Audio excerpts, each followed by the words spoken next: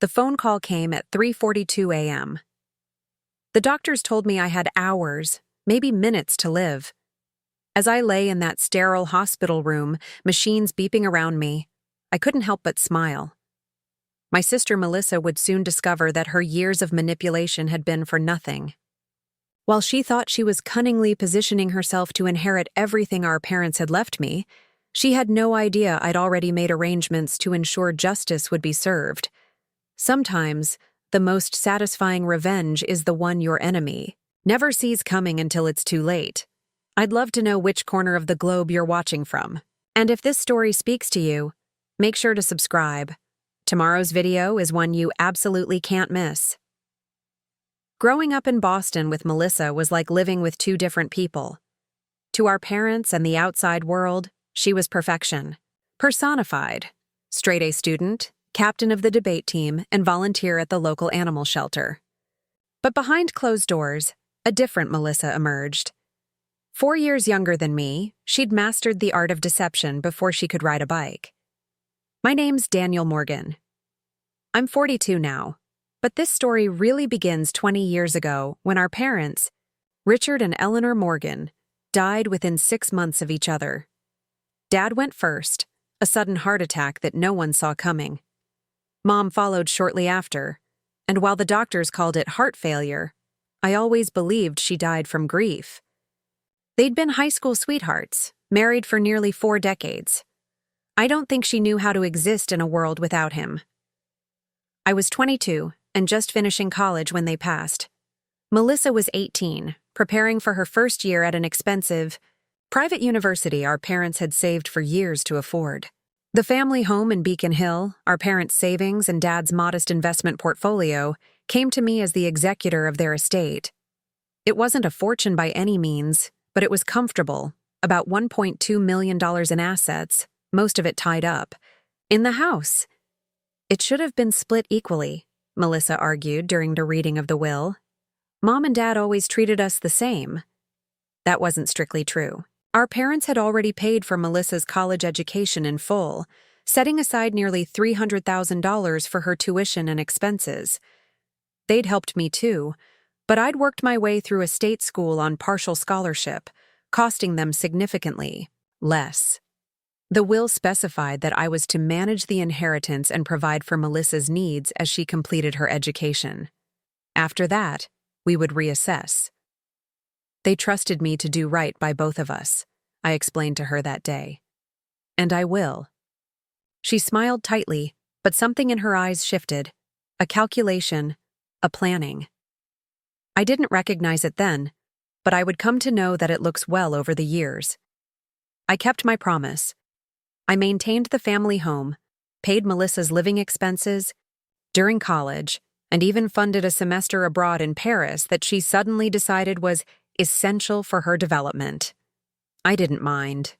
I had a good job in financial consulting, lived modestly in our parents' house, and wanted to honor their wishes. After graduation, Melissa moved to New York and landed a job at a prestigious marketing firm. She called occasionally, usually when she needed money for security deposits, car payments, or to cover credit card debt that had spiraled out of control.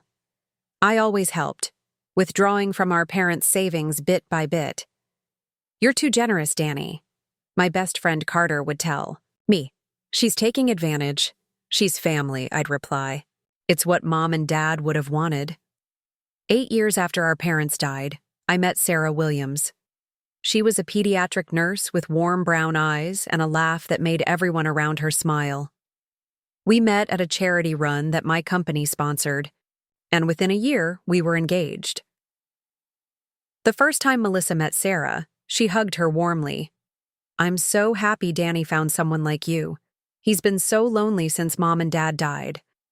Later that night, as Sarah helped me clean up after dinner, she said, "Your sister seems nice, but something feels rehearsed about her." I should have paid attention to Sarah's instincts. Instead, I defended Melissa. "She's just guarded. It's been hard for her without parents." 3 months before our wedding, Sarah was diagnosed with stage IV lymphoma. "What?" should have been a year of celebration became a brutal cycle of treatments, hospital visits, and fading hope. I took a leave of absence from work to care for her, draining my savings and eventually dipping into the inheritance again. Melissa visited once during Sarah's 18-month battle. She stayed for 2 days, complained about the hospital's terrible coffee, and left early when an emergency at work demanded her attention. When Sarah died, I sank into a darkness I didn't think I'd ever escape. I stopped going to work, eventually losing my job. I barely left the house. The inheritance money continued to dwindle as I paid bills without income. Melissa called more frequently during this time, seemingly concerned. "You need to pull yourself together, Danny," she'd say. "Sarah wouldn't want you living like this." She was right, of course, but there was something hollow about her concern. Every call somehow ended with her asking for money, for a down payment on a condo, for a business opportunity, for a new car after hers was totaled in an accident. 3 years after Sarah's death, I finally started putting my life back together. I found a new job, though at a lower salary than before. I began having dinner with friends again. I even went on a few dates, though none progressed beyond polite conversation. That's when Melissa called with news. "I'm getting married," she exclaimed. "His name is Jason Reed. He's a financial advisor. You'll love him." I met Jason a month later when they visited Boston. He was polished and charismatic, with an expensive watch and carefully calculated charm. He asked pointed questions about the house, about my career, about the remaining inheritance. "Just being thorough," he explained with a wink. "I want to make sure my new family is secure." Something about him set off alarm bells, but I dismissed them as overprotectiveness. Melissa seemed happy, and that's what mattered. They married in a lavish ceremony in the Hamptons, a wedding that cost more than Melissa could possibly afford on her marketing salary. When I asked how they were paying for it, she vaguely mentioned Jason's investments and quickly changed the subject. After the wedding, their visits to Boston became more frequent. Jason would casually mention how much the house could sell for in the current market. Melissa would remind me how I was rattling around alone in such a big place. They suggested I move to a smaller condo, perhaps using the difference to invest with Jason. I started to see the pattern, but even then I wanted to believe in Melissa's good intentions. She was my sister, my only family. Then came the accident. I was driving home from a late meeting when a truck ran a red light and slammed into my car. I remember the screeching tires, the blinding headlights, then nothing. I woke up in intensive care 3 days later. Multiple broken bones, internal bleeding, and a traumatic brain injury. The doctors weren't sure I'd survive, much less fully recover. Melissa arrived the next day, Jason in tow. She cried appropriately at my bedside, held my hand, and assured me she'd take care of everything while I recovered. What I didn't tell her was that I'd already heard her and Jason talking in the hallway when they thought I was still unconscious. "His doctor said there's a significant chance of permanent cognitive impairment," Jason had whispered. "This could be the opportunity we've been waiting for." "Don't be ghoulish," Melissa hissed back. "But yes, we need to move quickly. Get the papers ready." Later that evening, when the nurse came to check my vitals, I asked her to call my friend Carter. When he arrived, I whispered the whole story. The years of Melissa's manipulations, the suspicious timing of her visits, the conversation I'd overheard. "I need your help," I told him. "I don't think I have much time." Carter, who had become an attorney after we graduated, understood immediately what needed to be done. He brought his laptop to the hospital the next day, and together, we enacted a plan. First, we transferred the remaining inheritance, approximately $400,000, into a trust with specific conditions. Then we created a new will, which I signed with a shaky hand, with 2 nurses as witnesses. My recovery was slow and painful. Melissa visited daily, always solicitous, always concerned, especially when doctors were in the room. She brought documents. For me to sign, just routine things to help me manage your affairs while you're recovering, Danny. I signed some of them with a slightly misspelled signature, a trick Carter had suggested to invalidate them later if necessary. Others, I claimed I was too tired or in too much pain to review. 2 weeks into my hospital stay, I developed a severe infection. My fever spiked to dangerous levels, and I was moved back to intensive care. The doctors told Melissa there was a chance I wouldn't make it through the night. That's when she made her move. While I drifted in and out of consciousness, she brought a notary to my room. I heard fragments of conversation through the fever haze. My brother wanted to sign over the power of attorney. Before it's too late. Family home. His wishes if he doesn't recover. I was too weak to protest as she guided my hand to sign the papers. The notary seemed uncertain but ultimately stamped the documents after Melissa tearfully explained the emergency nature of the situation. What Melissa didn't know was that Carter had installed a small camera in the flower arrangement, beside my bed. Every moment of her deception was captured in high definition. A lot of love and effort went into bringing this story to life. If you're enjoying it, we'd be so grateful if you'd subscribe to our channel. Now, back to where we left off. The next morning, against all medical expectations, my fever broke. The doctors called it remarkable. I called it determination. I wasn't going to let Melissa win, not after discovering the depth she would sink to. When she visited that afternoon, she was subdued, almost disappointed to find me alert and talking. "The doctors say you're doing much better," she said, unable to completely hide the strain in her smile. "It's a miracle," I replied weakly. "I feel like I've been given a second chance." "That's wonderful," she said, patting my hand. "Oh, I had you sign some papers yesterday when you were feverish. Just giving me temporary power to handle your bills while you recover. I hope that's okay." "Of course," I said. "I trust you completely." The lie tasted bitter in my mouth, but I held her gaze steadily. She had no idea what was coming. 3 days later, I was moved out of intensive care. My condition was upgraded from critical to stable. Melissa's visits became less frequent as my health improved. "Jason and I need to get back to New York," she explained. "Work is piling up, but we've taken care of everything here. Don't worry." I smiled and thanked her for her help. As soon as she left, Carter came to visit, bringing the documents we'd prepared weeks earlier. "She's already listed the house with a realtor," he told me grimly.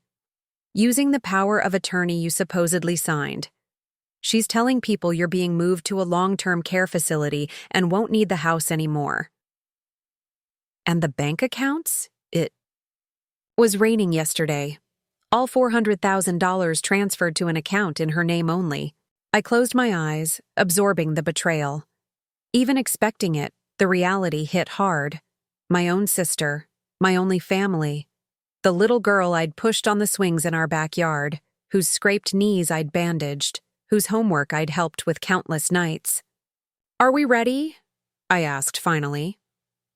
Carter nodded. "Everything's in place. Just say the word." I thought about Melissa, about our parents, about what they would think of what their daughter had become, about what they would think of what I was about to do. "Do it," I said quietly. "It's time she learned that actions have consequences." Carter made a phone call. Within an hour, Melissa would discover that her carefully constructed plan was about to spectacularly unravel. The house she thought she was selling wasn't in my name anymore. The money she'd transferred to her account would be frozen by court order. And the power of attorney she'd manipulated from a dying man was about to be exposed as fraud, captured on video for a judge to see. But that was just the beginning. What happened next would shock even Carter, who thought he knew the full extent of my plan. The following morning, as physical therapists helped me through painful exercises to regain my mobility, my phone buzzed repeatedly. Melissa was calling, again and again. I let it go to voicemail. This confrontation needed to happen on my terms, when I was ready. Carter arrived shortly after noon, a satisfied look on his face. "It's done," he said, settling into the chair beside my hospital bed. "The temporary injunction was granted. All assets are frozen pending investigation into the power of attorney. The forensic document examiner has already flagged the signature as potentially fraudulent." I nodded, feeling a strange mix of vindication and grief. "Has she been served?" "Yet." "About an hour ago. Both Melissa and Jason were at the realtor's office, apparently signing preliminary paperwork to list your house. The courier delivered the court documents right there in front of everyone." I could picture the scene. Melissa's practiced smile faltering, Jason's confident demeanor cracking as they realized their plan was collapsing. Part of me wished I could have witnessed it. "There's more," Carter continued, opening his laptop. "The video footage from your hospital room is crystal clear.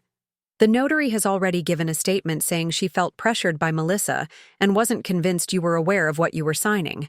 She's worried about losing her license." My phone buzzed again. Another call from Melissa. "You should answer eventually," Carter advised. "Give her enough rope to hang herself." "Not yet," I replied. "She needs time to fully understand that she's lost." What Melissa didn't know, what no one except Carter and I knew, was that 3 months before my accident, I'd received troubling news from my doctor. Routine blood work had revealed abnormalities that suggested a rare form of leukemia. Further tests confirmed it. I had chronic myelogenous leukemia. Without treatment, my prognosis was grim. With aggressive treatment, I had a fighting chance. Kept the diagnosis private, partly because I was still processing it myself, and partly because something inside me suspected Melissa would see it as an opportunity. Years of watching her manipulate situations for financial gain had made me wary. The day after my diagnosis, I met with Carter and revised my will. The inheritance money, what remained of it after years of helping Melissa and covering Sarah's medical expenses, was placed in an irrevocable trust with very specific conditions. Half was designated for my medical treatment. The other half was divided between 3 beneficiaries: the Cancer Research Center where Sarah had been treated, a scholarship fund at the local community college, and, surprisingly, Melissa herself. But Melissa's portion came with conditions.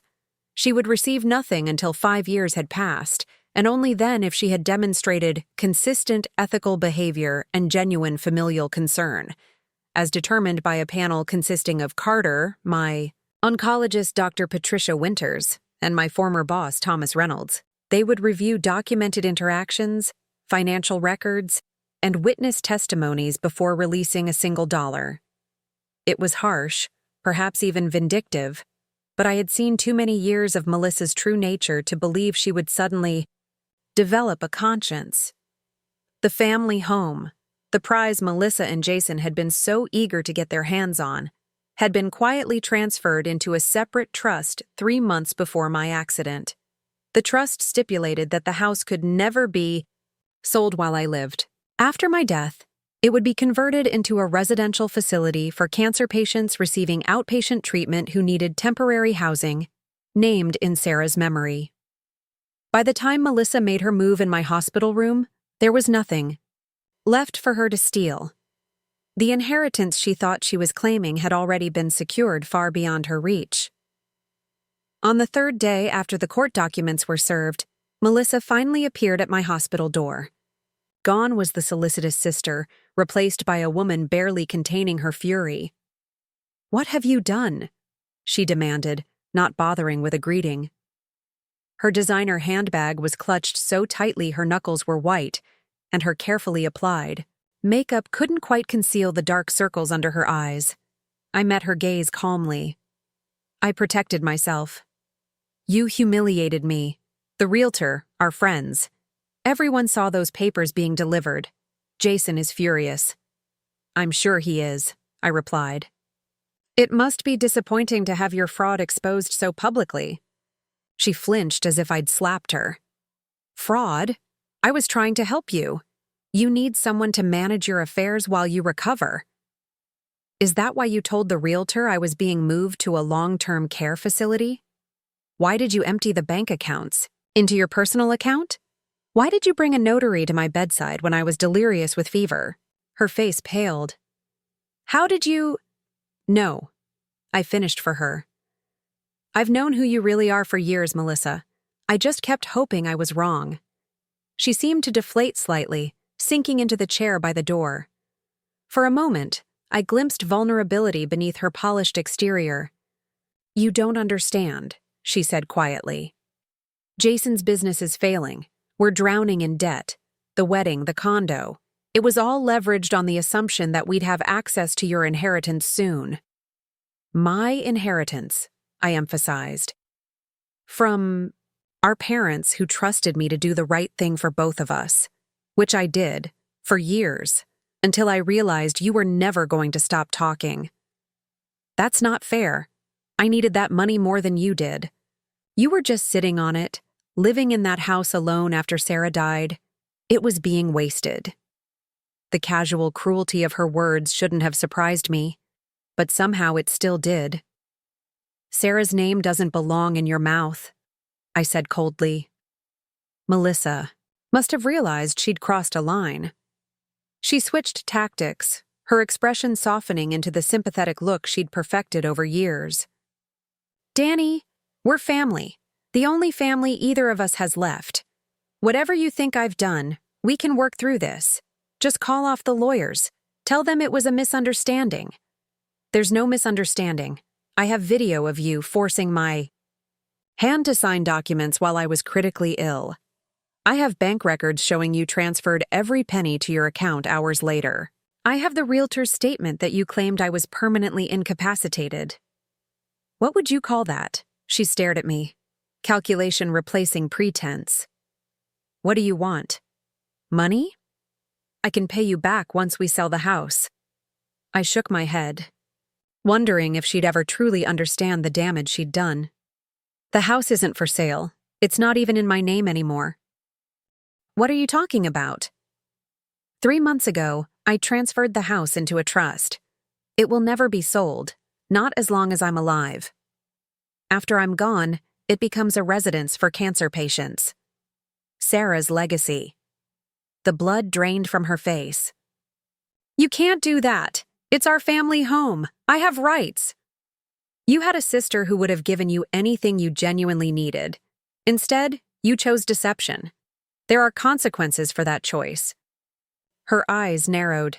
This isn't over. Jason knows lawyers, powerful ones. We'll contest everything. Feel free.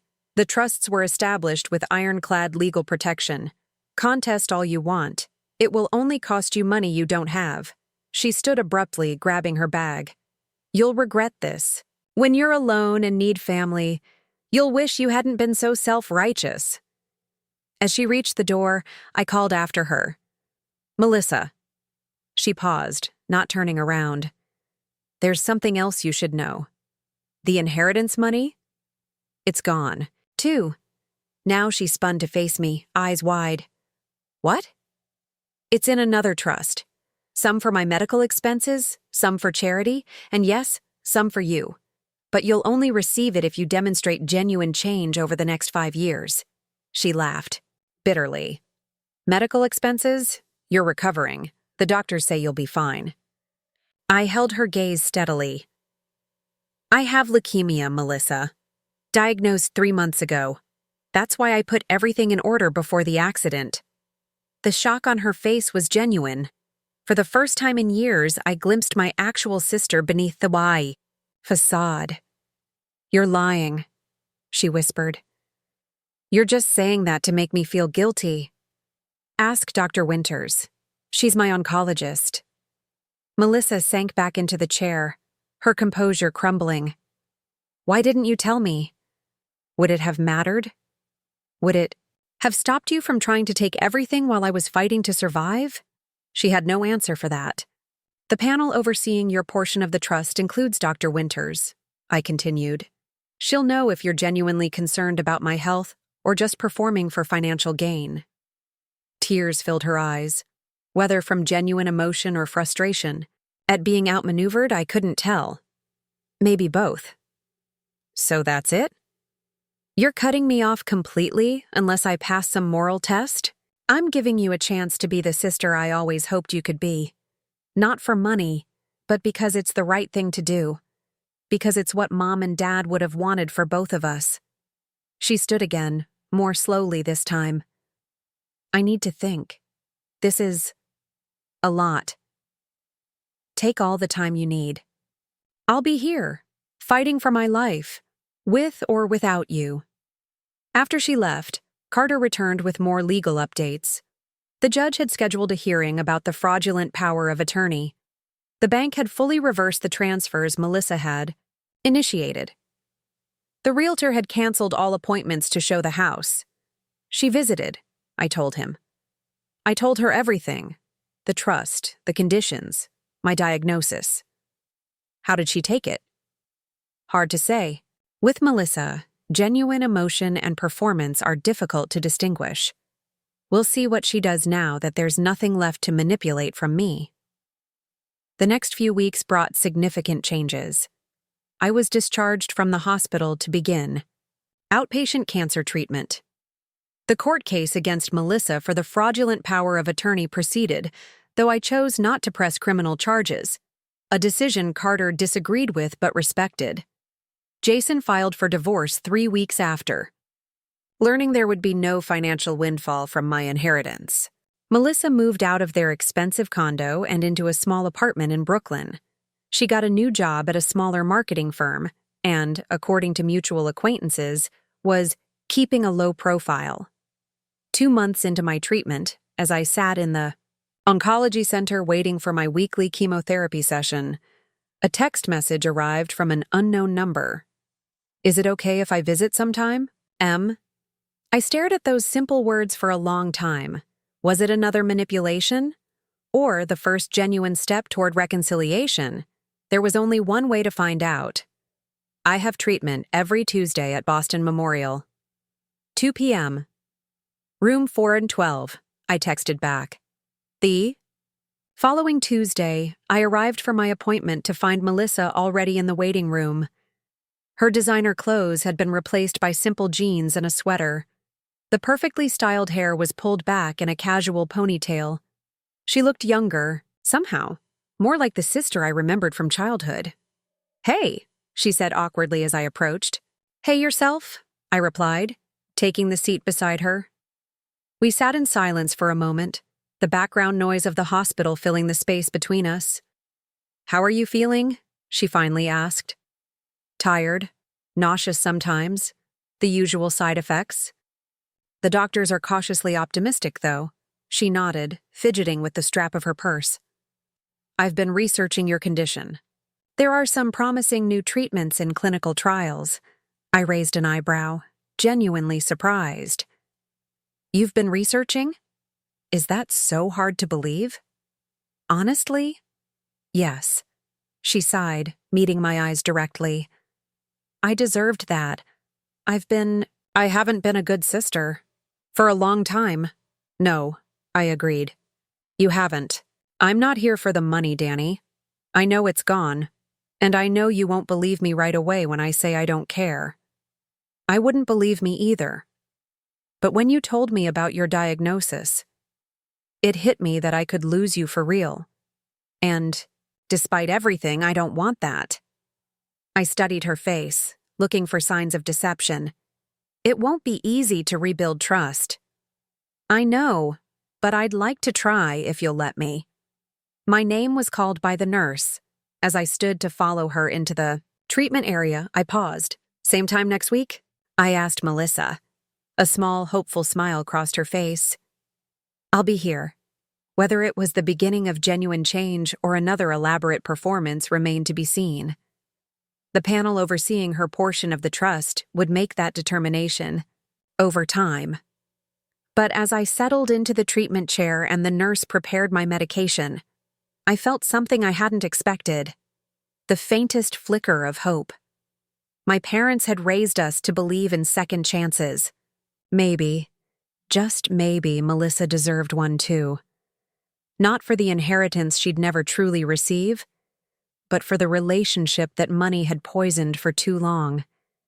As the medication began flowing into my veins, I closed my eyes and thought about the path that had led us here. The losses, the betrayals, the hard lessons learned. And for the first time in years, I allowed myself to imagine a future where my sister and I might find our way back to being family again. It wouldn't be easy. Trust, once broken, is harder to repair than to build from scratch.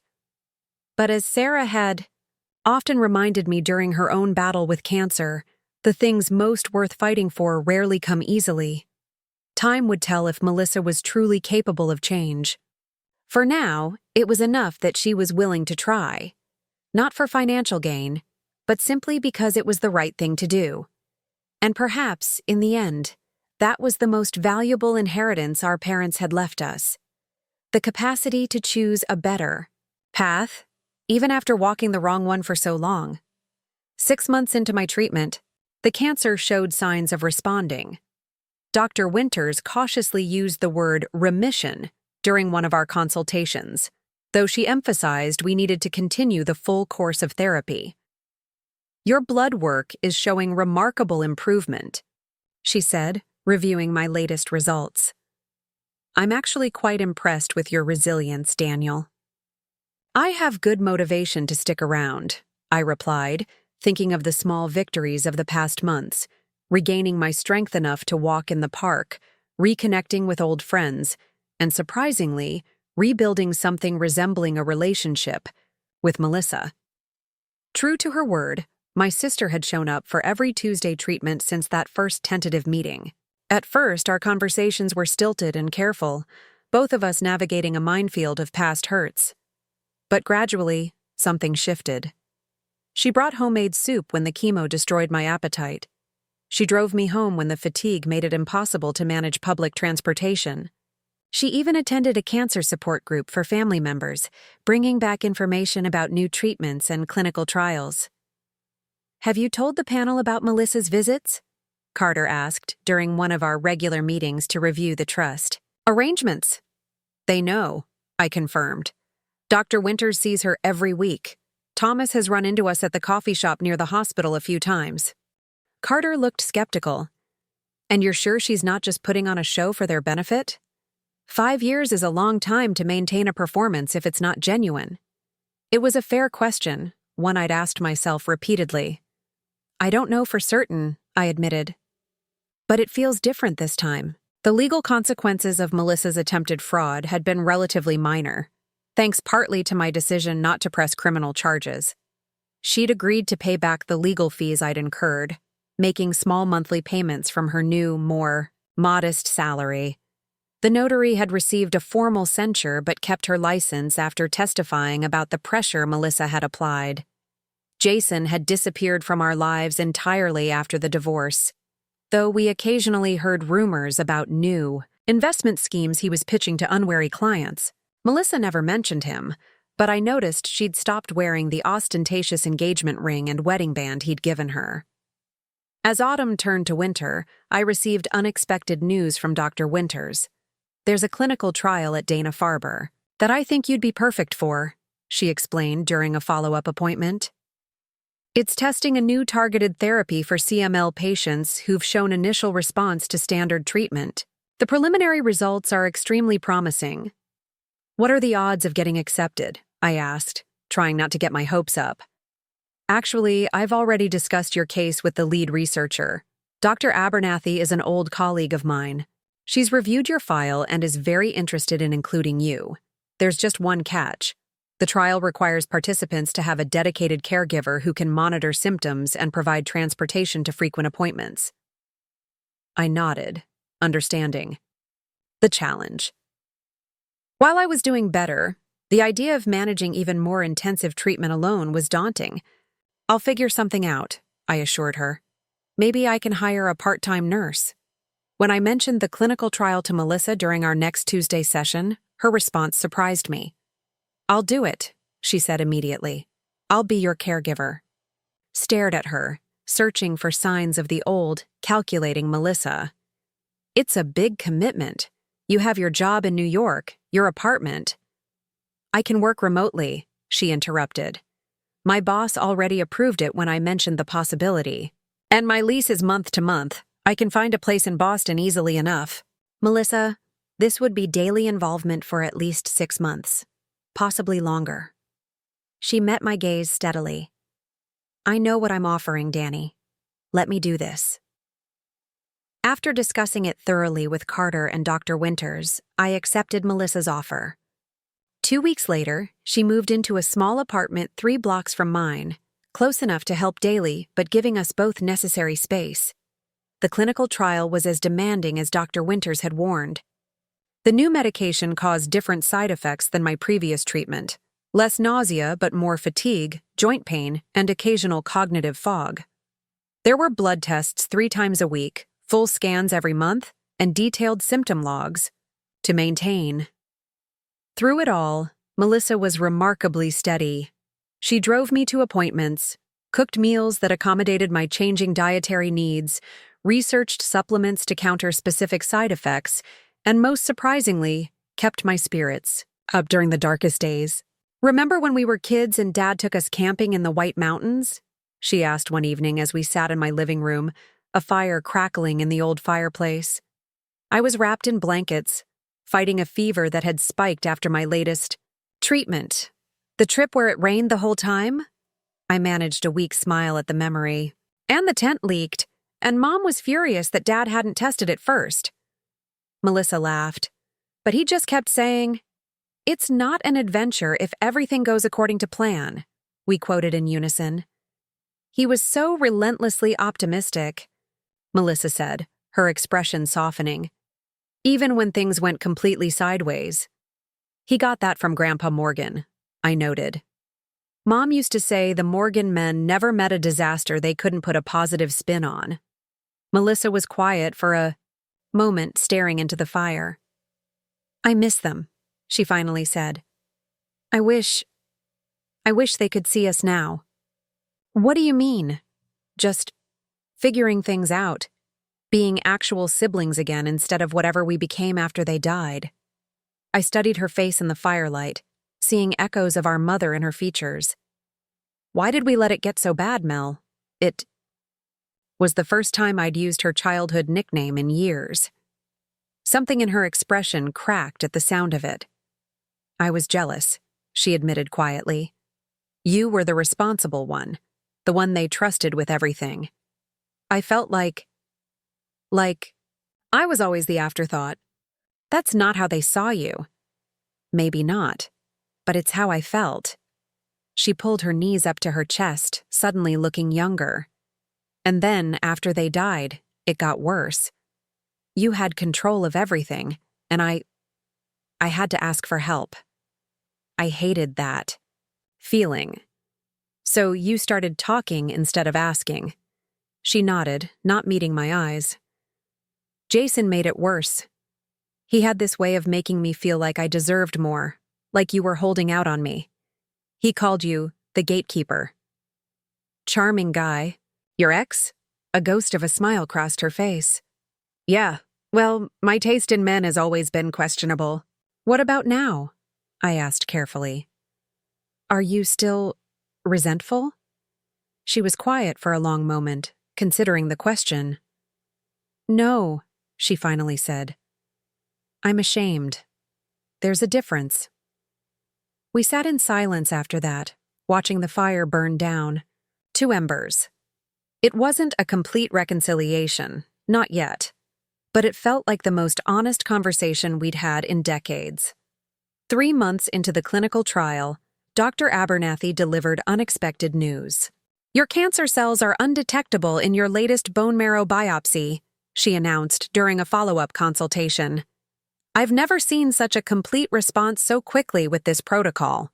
Melissa, who had accompanied me to the appointment, grabbed my hand. "What does that mean exactly?" "It means the treatment is working exceptionally well," Dr. Abernathy explained. "It doesn't mean we're done. We need to continue the full course to ensure the cancer doesn't return. But this is the best possible interim result we could hope for." That night, Melissa insisted on a small celebration. She brought takeout from my favorite Italian restaurant and a bottle of sparkling cider since alcohol was still off limits with my medication. To undetectable cancer cells, she toasted, raising her glass. And to unexpectedly good caregivers, I added, clinking my glass against hers. She smiled, but there was something hesitant in her expression. Can I ask you something, Danny? Of course. The trust conditions? Do you think I'm meeting them? The question caught me off guard. We had tacitly avoided discussing the financial aspects of our renewed relationship for months. The panel makes that determination, not me, I reminded her. I know. But what do you think? I considered her question carefully. I think you're showing the panel exactly who you are now. Whether that meets their criteria is up to them to decide. She nodded, seemingly satisfied with my non-answer. Fair enough. As spring arrived, my health continued to improve. I started taking short walks alone, then longer ones. I began working part-time from home, consulting on financial projects for my former employer. Melissa maintained her remote work arrangement, but started spending more time at her own apartment as I became more independent. 1 year after my diagnosis, Dr. Winters delivered the news we'd been hoping for.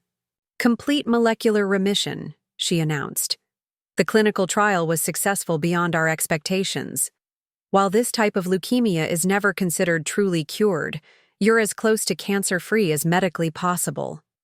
The maintenance regimen would continue indefinitely. Daily medication, monthly blood tests, quarterly bone marrow biopsies for the first 2 years. But the most intensive phase of treatment was over. That evening, Carter came over to celebrate the good news. As we sat on the back porch of the family home watching the sunset, he pulled out a folder. The 2-year mark of the trust establishment is approaching, he said. The panel has been monitoring Melissa's involvement in your care. I nodded, unsurprised that he'd brought business into the celebration. Carter was nothing if not thorough. They've reached a preliminary decision regarding her progress toward meeting the conditions, he continued. And? I prompted when he paused. Dr. Winters has provided detailed documentation of Melissa's role as your caregiver during the clinical trial. Thomas has noted her consistent presence and apparent sincerity.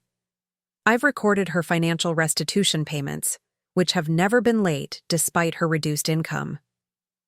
That doesn't tell me the decision. Carter handed me the folder. The panel unanimously agrees that Melissa has demonstrated significant positive change. If this trajectory continues, she's on track to receive her portion of the trust when the 5-year period concludes. I leafed through the documentation, noting the detailed observations and assessments. Have you told her? Not yet. As the trust creator, you have the right to be informed first. I closed the folder, considering. Don't tell her, not yet. Carter raised an eyebrow. May I ask why? Because I don't want her behavior to change if she thinks she's already succeeded. The real test is what happens now that I'm better and don't need her help as much. He nodded slowly. A fair point. We'll continue monitoring without informing her of the current assessment. 2 weeks later, Melissa invited me to coffee at a small cafe halfway between our apartments. She seemed nervous, fidgeting with her napkin as we waited for our drinks. I've been offered a promotion, she finally said. Senior Marketing Director. It would mean going back to the New York office full-time. That's great news, I said, genuinely happy for her. When would you start? That's the thing. She took a deep breath. I turned it down. I stared at her in surprise. Why would you do that? It's a big opportunity. I've applied for a position at a smaller firm here in Boston, she explained. The salary is less than the New York promotion, but I want to stay close by. Just because you're in remission doesn't mean the cancer can't come back. And if it does, Melissa, you can't plan your career around my health. That's not fair to you. It's not just about your health, she insisted. It's about being family. Real family, not the dysfunctional mess we were before. I don't want to go back to seeing you twice a year and only calling when I need something. I studied her face, looking for signs of calculation or hidden motives. I found none. Are you sure about this? I asked quietly. For the first time in my adult life, I'm making a decision that isn't about money or status or what other people think of me, she said. So yes, I'm sure. 3 days later, I asked Carter to convene a special meeting of the trust panel. Dr. Winters, Thomas, and Carter gathered in my living room while I explained my request. I want to modify the terms of Melissa's portion of the trust, I stated. That's highly unusual, Carter cautioned. The conditions were intentionally made difficult to change. I understand. But circumstances have changed significantly since I established those conditions. After considerable discussion and legal consultation, the panel agreed to my proposed modification. The following weekend, I invited Melissa to brunch at our parents' favorite restaurant in Beacon Hill. I have something for you, I said after we'd ordered. I slid an envelope across the table. She looked at it warily. What is this? Open it. Inside was a legal document, stamped with Carter's notary seal. Amendment to the Morgan Family Trust, she read aloud, confusion on her face. What does this mean? It means the panel has recognized your changed behavior. Instead of waiting the full 5 years, you'll receive a portion of your inheritance now. Her eyes widened. But I haven't done this for the money, Danny. I need you to believe that. I do believe it, I assured her. That's precisely why the panel agreed to the amendment. The entire purpose of the conditions was to ensure you'd become the person our parents always knew you could be. You've done that. Tears filled her eyes. I don't know what to say. The house remains in the trust for cancer patients, I explained. That won't change. But your portion of the financial inheritance will help you establish yourself here in Boston, if that's still what you want. It is, she confirmed, wiping away tears. But what about the panel? Don't they still need to monitor me for the remaining 3 years? I smiled. The amendment dissolves the panel. No more monitoring, no more conditions. You've earned back. My trust, Melissa, that's worth more than any inheritance. Later that afternoon, we visited our parents' graves together for the first time in years. As we placed fresh flowers beside their headstones, Melissa spoke quietly. Do you think they'd be proud of us now? I looked at my sister, really looked at her, and saw not the manipulative woman who had tried to steal my inheritance, but the person she had become, caring, responsible, genuine. Yes, I said with certainty. I think they'd be very proud. Melissa smiled through her tears, squeezing my hand. You know what Dad would say about all this? I laughed, remembering his favorite phrase. It's not an adventure if everything goes according to plan. As we walked back to the car, I reflected on the unexpected journey that had brought us to this point. The inheritance our parents had left wasn't just about money or property. It was about values, about family, about becoming the people they had raised us to be. Sometimes, it takes nearly losing everything to discover what truly matters. And sometimes, the most valuable inheritance isn't something that can be claimed or transferred. It's something that must be earned, day by day, choice by choice. Melissa had finally learned that lesson, and so had I. 5 years after my cancer went into remission, life had settled into a new rhythm that none of us could have predicted on that fateful day in the hospital. The family home in Beacon Hill had undergone significant renovations, transforming the century-old Victorian into a warm, welcoming haven for outpatient cancer patients. Sarah's Place, as it was now officially known, could accommodate 6 patients at a time, providing comfortable rooms, communal spaces, and transportation to nearby treatment centers.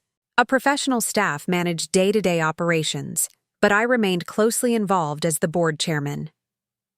On this particular autumn morning, I was giving a tour to potential donors, executives from a pharmaceutical company considering a substantial, Contribution to our operating fund. Each room is named after someone who inspired our mission, I explained as we walked through the tastefully decorated hallways. The Williams Suite was named for my late fiancée, Sarah. The Morgan Room honors my parents. And the Winters Suite? Asked one of the executives, gesturing toward a plaque beside a sunny corner room, named for Dr. Patricia Winters, the oncologist who saved my life and helped establish our medical advisory board, I explained. She still consults with our residents when their cases align with her expertise. As we concluded the tour in the Aze garden that Melissa had designed, a peaceful space with winding paths, comfortable seating areas, and year-round blooms, I could see the executives were impressed. "This is remarkable," said Elaine Foster, the pharmaceutical company's VP of Community Relations. "Most patient housing facilities feel institutional. This feels like a home." "That was always our goal," I agreed. "Medical treatment saves lives. But healing requires more than medicine. It requires dignity, comfort, and community." After the potential donors departed, promising to present our proposal to their board, I checked my watch. Just enough time to change before meeting Melissa for lunch. The restaurant was a new farm-to-table place near Melissa's design studio. She'd launched Morgan Interiors 3 years ago, specializing in healthcare environments after her experience with Sarah's Place. The business had grown steadily, earning recognition for creating medical spaces that prioritized patient comfort alongside clinical functionality. Melissa was already seated when I arrived, reviewing sketches while sipping sparkling water. At 38, she looked more like our mother than ever. The same thoughtful expression, the same way of tucking her hair behind her ear when concentrating. "Sorry I'm late," I said, sliding into the seat across from her. The donor tour ran long. She looked up with a smile, putting away her work. "How did it go?" "Promising." They seemed genuinely moved by what we're doing. Elaine Foster practically teared up in the garden. "Your garden," Melissa corrected. "I just drew the plans. You're the one who insisted on planting Sarah's favorite flowers." We ordered lunch, falling into the easy conversation that had become our norm. Melissa updated me on her latest project, redesigning a pediatric oncology floor at Boston Children's Hospital. I shared news about a potential expansion of Sarah's Place to include specialized accommodations for patients with specific needs. "So," Melissa said after our food arrived, "what's this mysterious personal matter you mentioned needing to discuss?" I took a breath, suddenly nervous despite our rebuilt relationship. "I've met someone." Her eyebrows shot up in surprise. Then, a genuine smile spread across her face. "Danny, that's wonderful. Who is she? How did you meet? Why haven't you mentioned her before?" "One question at a time," I laughed. "Her name is Rebecca Chen. She's a grant writer I met through the foundation. We've been consulting with her for about 6 months, but we only started seeing each other personally about 6 weeks ago." 6 weeks, and you're just telling me now? I wanted to be sure it was something real before mentioning it, I explained. "After Sarah?" "I'm cautious." Melissa nodded, understanding in her eyes. We both knew how profoundly Sarah's loss had shaped my life. "Tell me about her." As I described Rebecca, brilliant, compassionate, with a dry sense of humor that could make me laugh even on difficult days, I realized how much I'd come to care for her in our short time together. "I'd like you to meet her," I concluded. "If you're comfortable with that." "Of course I want to meet her," Melissa said warmly. "How about dinner at my place this weekend? Low pressure, I promise." "That would be perfect. Thank you." As we finished our meal, Melissa's phone chimed with an incoming call. She glanced at the screen and grimaced. "It's Jason. Again." "Your ex hasn't gotten the message after 5 years?" "He's persistent," she sighed, "especially since his latest investment scheme collapsed and he heard about my business's success." After ignoring Jason's call, she looked at me seriously. "Speaking of unwelcome blasts from the past, have you heard the news about Westbrook Financial?" I shook my head. What about them? They're under federal investigation for fraud. Jason. Apparently worked there briefly after our divorce. That's probably why he's suddenly trying to reconnect, looking for someone to bail him out. You're not considering it, are you? Melissa gave me a look of exasperated disbelief. After everything? Not a chance. I've worked too hard to build something legitimate to get pulled into his schemes. Her phone chimed again with a text. She glanced at it and rolled her eyes. He wants to discuss a business opportunity. Unbelievable. Block his number, I suggested. You've given him more chances than he deserved. You're right, she agreed, tapping her phone screen. Done. As we left the restaurant, Melissa paused on the sidewalk. 5 years ago, I couldn't have imagined any of this. You dating again? Me with my own successful business? Us having regular lunches like normal siblings? Life takes unexpected turns, I agreed. Sometimes for the better. The weekend. Dinner was a success. Rebecca and Melissa connected immediately over their shared love of architectural history. By the end of the evening, they were exchanging contact information and making plans to visit a museum exhibit together. She's perfect. For you, Melissa told me as I helped clean up after Rebecca left. I haven't seen you this happy in years.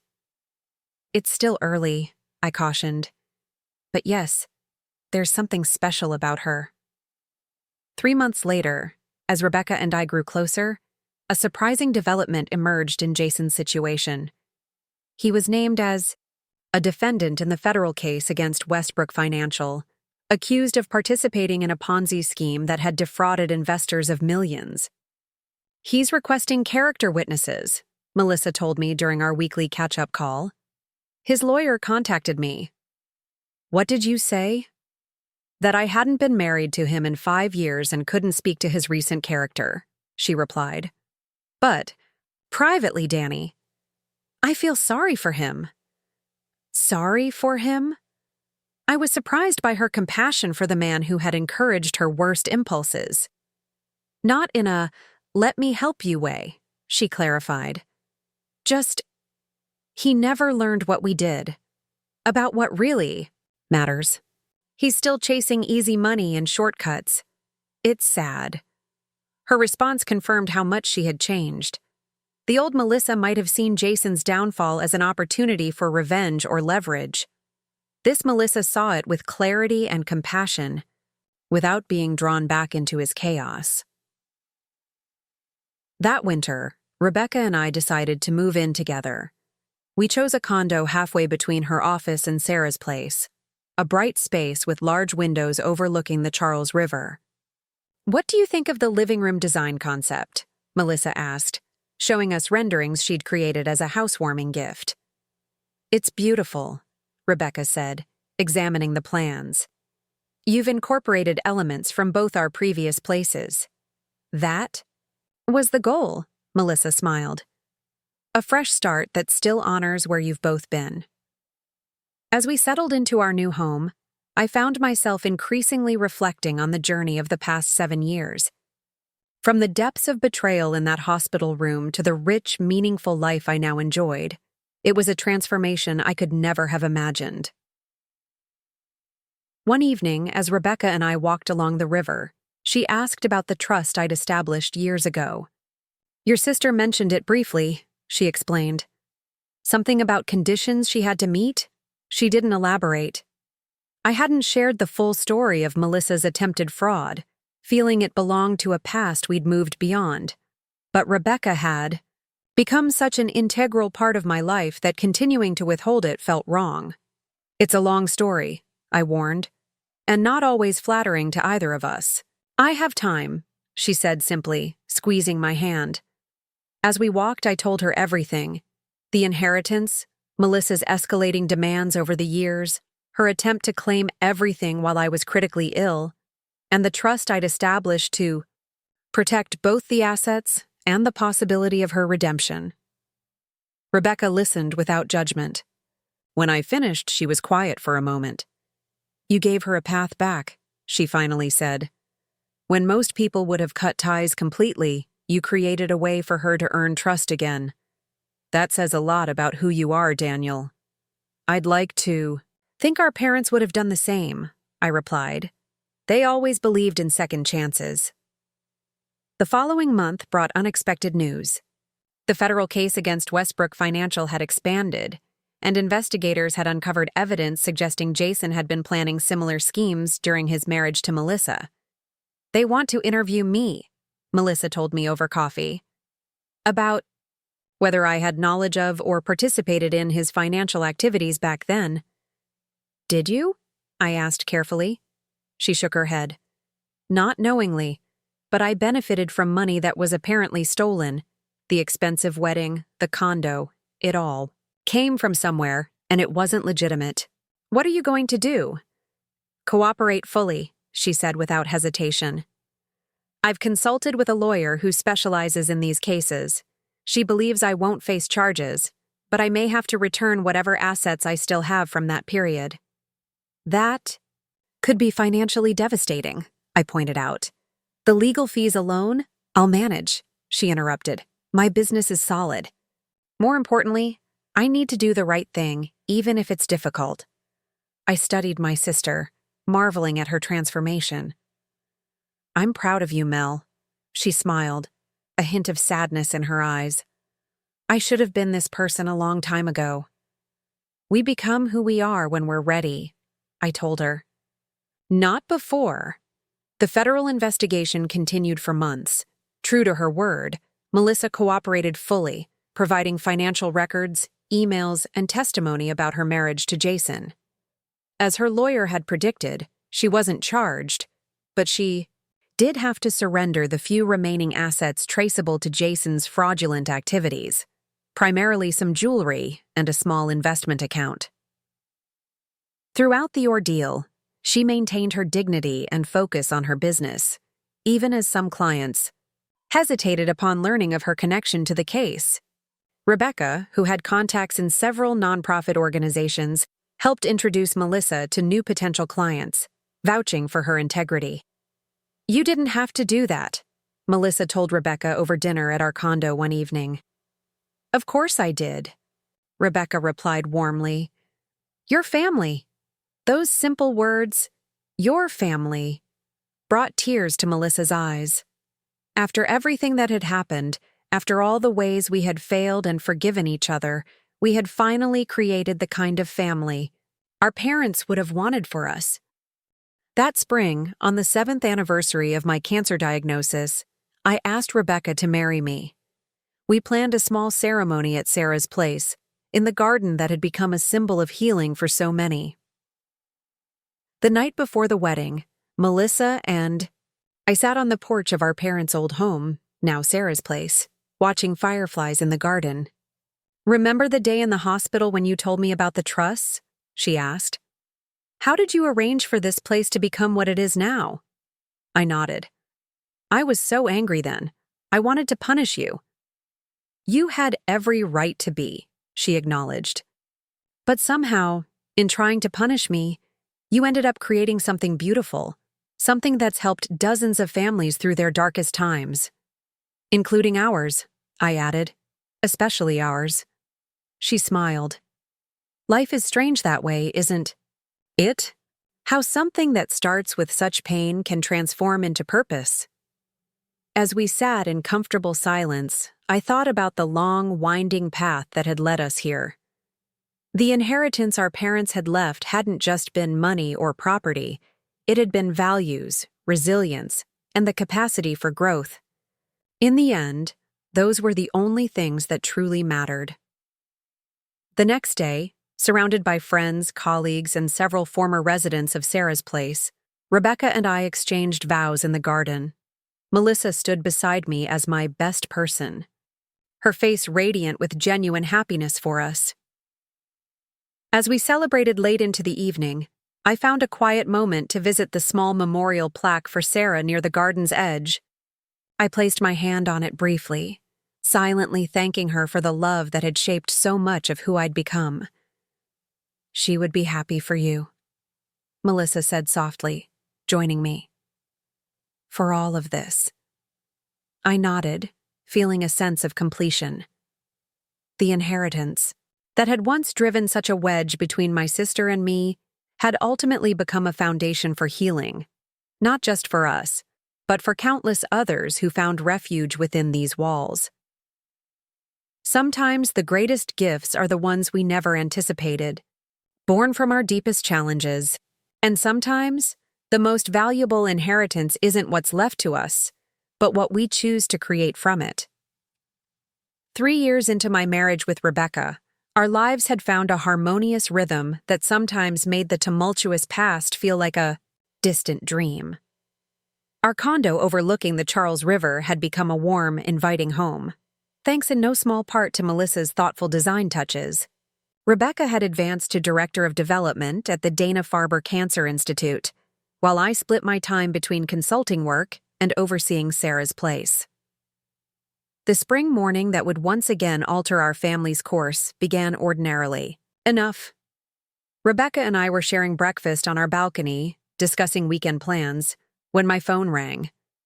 Dr. Winter's name flashed on the screen. "Patricia," I greeted her warmly. "How are you?" "Daniel." Her voice held an unusual urgency. "I need you to come in today. Your latest blood work shows some concerning markers." My hand tightened on the phone. After nearly 8 years in remission, I still had quarterly checkups, but they had become routine, expected to be uneventful. "The leukemia? It's too early to say definitively," she cautioned. "But yes, there are indicators consistent with CML recurrence. We need to do a bone marrow biopsy to confirm." Rebecca, seeing my expression change, reached across the table to take my free hand. "I can come in at noon," I said, meeting Rebecca's worried gaze with what I hoped was reassuring steadiness. After ending the call, I explained the situation to Rebecca. 10 years as a healthcare professional had taught her not to jump to conclusions before definitive diagnosis, but I could see the fear behind her composed response. "We'll face this together," she promised, "just like everything else." I nodded, grateful for her strength. I should call Melissa. My sister arrived at Dr. Winter's office barely 15 minutes after we did, clearly having dropped everything, at her studio, the moment she received my call. The three of us sat together as Dr. Winters explained the concerning blood markers and what they might mean. "The bone marrow biopsy will tell us definitively," she concluded. "We've scheduled it for this afternoon. And if it is a recurrence?" Melissa asked, her voice steady despite the worry evident in her eyes. "Then we have several options," Dr. Winters replied. "Treatment protocols have advanced significantly since Daniel's initial diagnosis. There are new targeted therapies showing remarkable success rates in recurrent CML cases." 3 anxious days later, we returned for the results. The news was what we had feared. The leukemia had returned. Not aggressively, it was caught early, but it was definitely back. "I recommend we start treatment immediately," Dr. Winters advised. "A new generation TKI drug combined with an immunotherapy protocol that's showing excellent results in clinical trials." "Side effects?" Rebecca asked, already thinking practically. "Generally more manageable than your previous treatment," Dr. Winters told me. "Fatigue is common, some gastrointestinal issues, possible skin reactions, but most patients maintain a relatively normal lifestyle during treatment." As we left the hospital with a treatment plan in place and the first round of medications prescribed, I felt a strange sense of calm. This wasn't the terrifying unknown of my first diagnosis. I knew what I was facing, and more importantly, I knew my own resilience. "I'm not scared," I told Rebecca and Melissa as we walked to the parking garage. "Not like before." Melissa squeezed my arm. "Good, because I would be terrified enough for all of us." "You don't have to be," I assured her. "I'm not going anywhere." The new treatment regimen began the following week. True to Dr. Winter's assessment, the side effects were less debilitating than my previous experience. I was tired, occasionally nauseous, and had to be careful about sun exposure due to skin sensitivity. But I could still work part-time and maintain most normal activities. What I hadn't anticipated was how the recurrence would affect those around me. Rebecca maintained her characteristic calm efficiency, researching treatment options, organizing my medication schedule, and coordinating with our work commitments. But sometimes I'd wake in the night to find her watching me sleep, as if reassuring herself I was still there. Melissa's response surprised me most. Rather than the panicked hovering I might have expected, she became a pillar of practical support and unwavering optimism. "I've been through this with you once," she explained when I commented on her composure. "I know you can beat it again. And this time, you have both Rebecca and me from the beginning." 2 months into treatment, I experienced an unexpected connection at Sarah's place. A new resident, Walter Hammond, was a 62-year-old former high school science teacher with the same type of leukemia recurrence I was fighting. "It helps talking to someone who really understands," Walter told me during one of our conversations in the garden. "My family tries, but they can't quite grasp what this feels like." Those conversations evolved into a small support group specifically for patients with recurrent cancers. We met weekly in the common room at Sarah's place, initially just 3 of us, then 5, then a dozen. The medical challenges we discussed were similar, but the emotional terrain was unique to recurrence, the particular fear of facing a monster you thought you'd already defeated. "It's different the second time," observed Elaine, a breast cancer survivor now battling metastatic disease. "There's less shock but more betrayal. Your body promised it was done with this, and it lied." "I find I'm angrier this time," admitted Walter. "The first time, I was too scared to be angry. Now I know what I'm in for, and I'm pissed about having to do it all again." I nodded, understanding completely. "For me, it's about balance. I'm more confident because I survived once, but also more aware of exactly how hard the road ahead will be." The group became an essential part of my treatment journey, providing understanding that even my most supportive loved ones couldn't offer. Melissa, recognizing its value, helped formalize the program, working with Sarah's Place staff to establish Recurrence: The Second Fight as an official support offering. 6 months into treatment, Dr. Winters delivered cautiously optimistic news. "Your molecular response is excellent," she reported, reviewing my latest test results. "The leukemic cells are decreasing faster than we typically see with this protocol." "What does that mean for long-term prognosis?" Rebecca asked. "It's a very positive indicator," Dr. Winters explained. "Patients who respond this well initially tend to maintain longer remissions following complete treatment." As summer turned to fall, I continued to improve. The support group at Sarah's Place grew to include virtual participants from across the country. Walter, whose own treatment was progressing well, became my co-facilitator. Rebecca's project to establish a similar residential facility affiliated with Dana-Farber gained significant funding, with Sarah's Place serving as the successful model. In October, an unexpected development added complexity to our already full lives. Melissa arrived at our condo one evening, uncharacteristically nervous, clutching a folder of documents. "I need to discuss something with both of you," she said, declining the glass of wine Rebecca offered. We settled in the living room, concerned by her serious demeanor.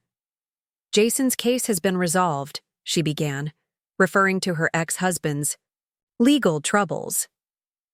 "He accepted a plea deal that includes substantial restitution to his victims and reduced prison time."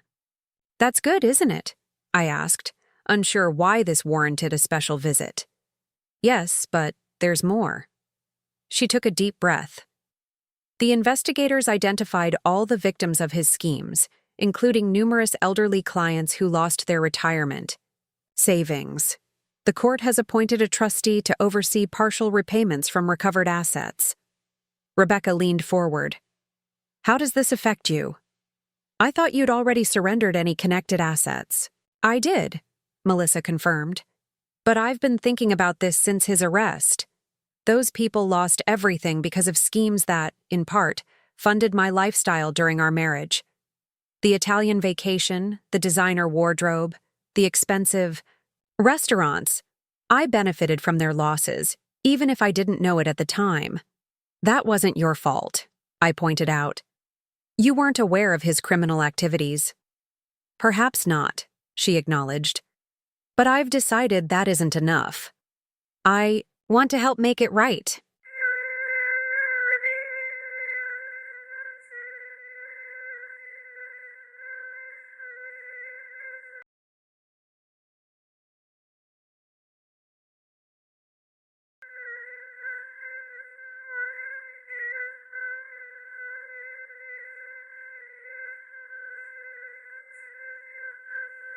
Donation from my savings.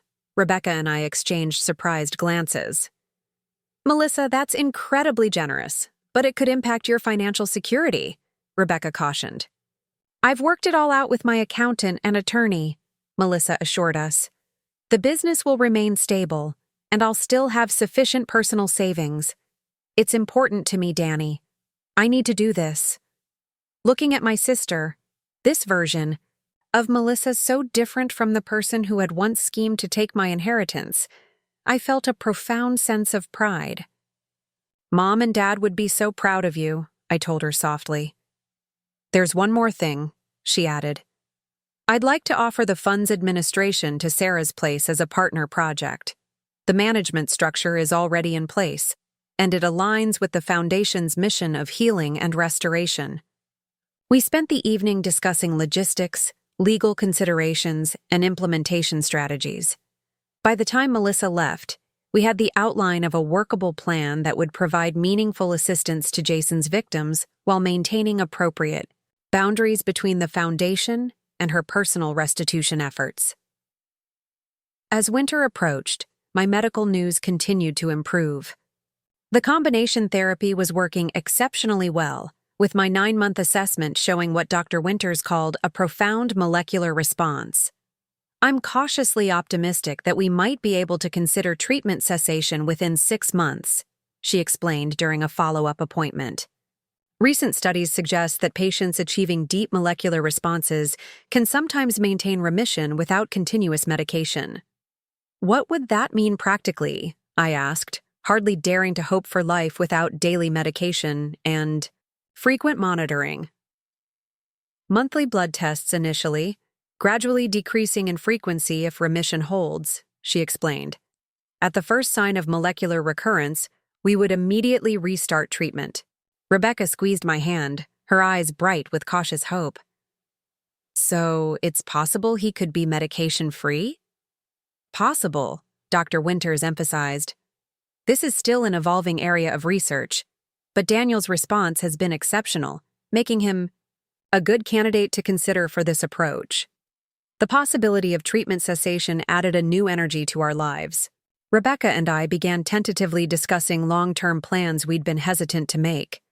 Perhaps a sabbatical year traveling once I was stable, maybe even starting a family through adoption, something we'd put on hold during my treatment. The victim.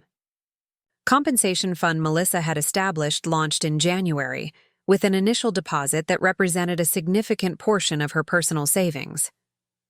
The announcement was made quietly, with no publicity linking it to Jason's crimes, just a new program affiliated with Sarah's Place, dedicated to helping people who had suffered financial loss due to investment fraud. Within weeks, the first recipients received assistance, mostly elderly victims who had lost critical retirement funds and were facing dire financial circumstances. The payments couldn't restore everything they'd lost, but they provided essential support for immediate needs like medical bills, housing, and basic expenses. A gentleman called today to thank the foundation, I told Melissa during our weekly dinner. He was in tears, saying the assistance meant he wouldn't lose his home while waiting for the court-mandated restitution. She nodded, a complex emotion crossing her face. It's strange. I feel terrible about what happened to these people, and yet somehow lighter for being able to help them. Does that make sense? Perfect sense, Rebecca assured her. You're not responsible for Jason's actions, but you're choosing to be part of the healing. That's something to feel good about. As spring arrived again, bringing with it the 10th anniversary of my original diagnosis, Dr. Winters confirmed what we'd been hoping for. My response to treatment was sufficient to attempt cessation. We'll monitor you very closely, she cautioned, as she explained the protocol. Monthly blood tests for the first year, with an immediate return to treatment if we detect any molecular evidence of recurrence. The day I took my last pill, at least for now, was more emotional than I had anticipated. Rebecca, Melissa, and I marked the occasion with a small celebration at Sarah's place, joined by several residents and staff members who had become like extended family. To new beginnings, Melissa toasted, raising her glass, and to whatever comes next. To family, Rebecca added, the ones we're born with and the ones we create. To all of it, I concluded. The good, the bad, and everything in between that makes a life worth fighting for. Later that evening, as Rebecca and I walked home along the river, she asked what I was thinking about. Everything that led us here, I admitted. The inheritance drama, the cancer, Sarah's place, your work, Melissa's transformation, all of it seems interconnected now, like one continuous story rather than separate events. It is all connected, she observed. Each choice led to another, creating this particular life. I nodded, thinking about the unlikely path from that hospital bed, where Melissa had tried to claim my inheritance, to this moment of possibility and peace. I never could have imagined this outcome when I was setting up those trusts to keep her from taking everything. The universe has a strange way of working things out, Rebecca said, slipping her arm through mine. Sometimes the worst moments lead to the best outcomes. As we reached our building, I paused to look back at the river, its surface catching the last golden light of sunset. The inheritance that had once been the center of so much conflict had evolved into something far more valuable than money or property. It has become a legacy of healing, for cancer patients at Sarah's place, for fraud victims through Melissa's fund, for my sister and me as we rebuild our relationship, and for everyone touched by the ripple effects of those initial choices. Some inheritances aren't measured in dollars or deeds. They're measured in lives changed, relationships restored, and the commitment to leave the world better than we found it. In the end, that was the true gift our parents had left us, not the assets Melissa had once tried to claim, but the values that eventually guided us both home. 18 months after stopping treatment, I remained in molecular remission. The monthly blood tests had gradually transitioned to quarterly checkups, each one bringing a collective sigh of relief from Rebecca, Melissa, and me. Life had settled into a new normal that felt both precious and precarious. The unique perspective of someone who had twice faced their mortality and emerged on the other side. On a crisp fall morning, Rebecca and I were enjoying breakfast on our balcony when she slid a thick envelope across the table. "What's this?" I asked, recognizing the official seal of the Massachusetts Department of Children and Families. "Open it," she urged, her eyes bright with anticipation. Inside was confirmation that our application to become foster parents had received preliminary approval. We'd begun the process nearly a year earlier, motivated partly by our work with families at Sarah's place, and partly by our desire to build our family in a way that felt meaningful after everything we'd experienced. "This is really happening," I said, scanning the documents detailing next steps, home study visits, background checks, training sessions. Rebecca squeezed my hand. "Are you still sure about this? With your medical history?" "More sure than ever," I replied. "Dr. Winters has cleared me, and the social worker knows my full medical situation. Besides, these kids need stability and love, not guarantees. No parent can promise forever." The training program was intensive. 10 weekends of workshops, role-playing scenarios, and heart-wrenching testimonials from children who had navigated the foster system. Rebecca and I often came home emotionally drained, but more convinced than ever that this was our calling. We're thinking of starting with emergency placements, I explained to Melissa over lunch one day. Short-term care for children who need immediate removal from dangerous situations. That sounds incredibly challenging, she observed. How are you preparing the house? Rebecca smiled. That's actually something we wanted to talk with you about. We need to convert the home office into a child's bedroom, but we're not sure how. To create a space that would work for different ages and genders on short notice.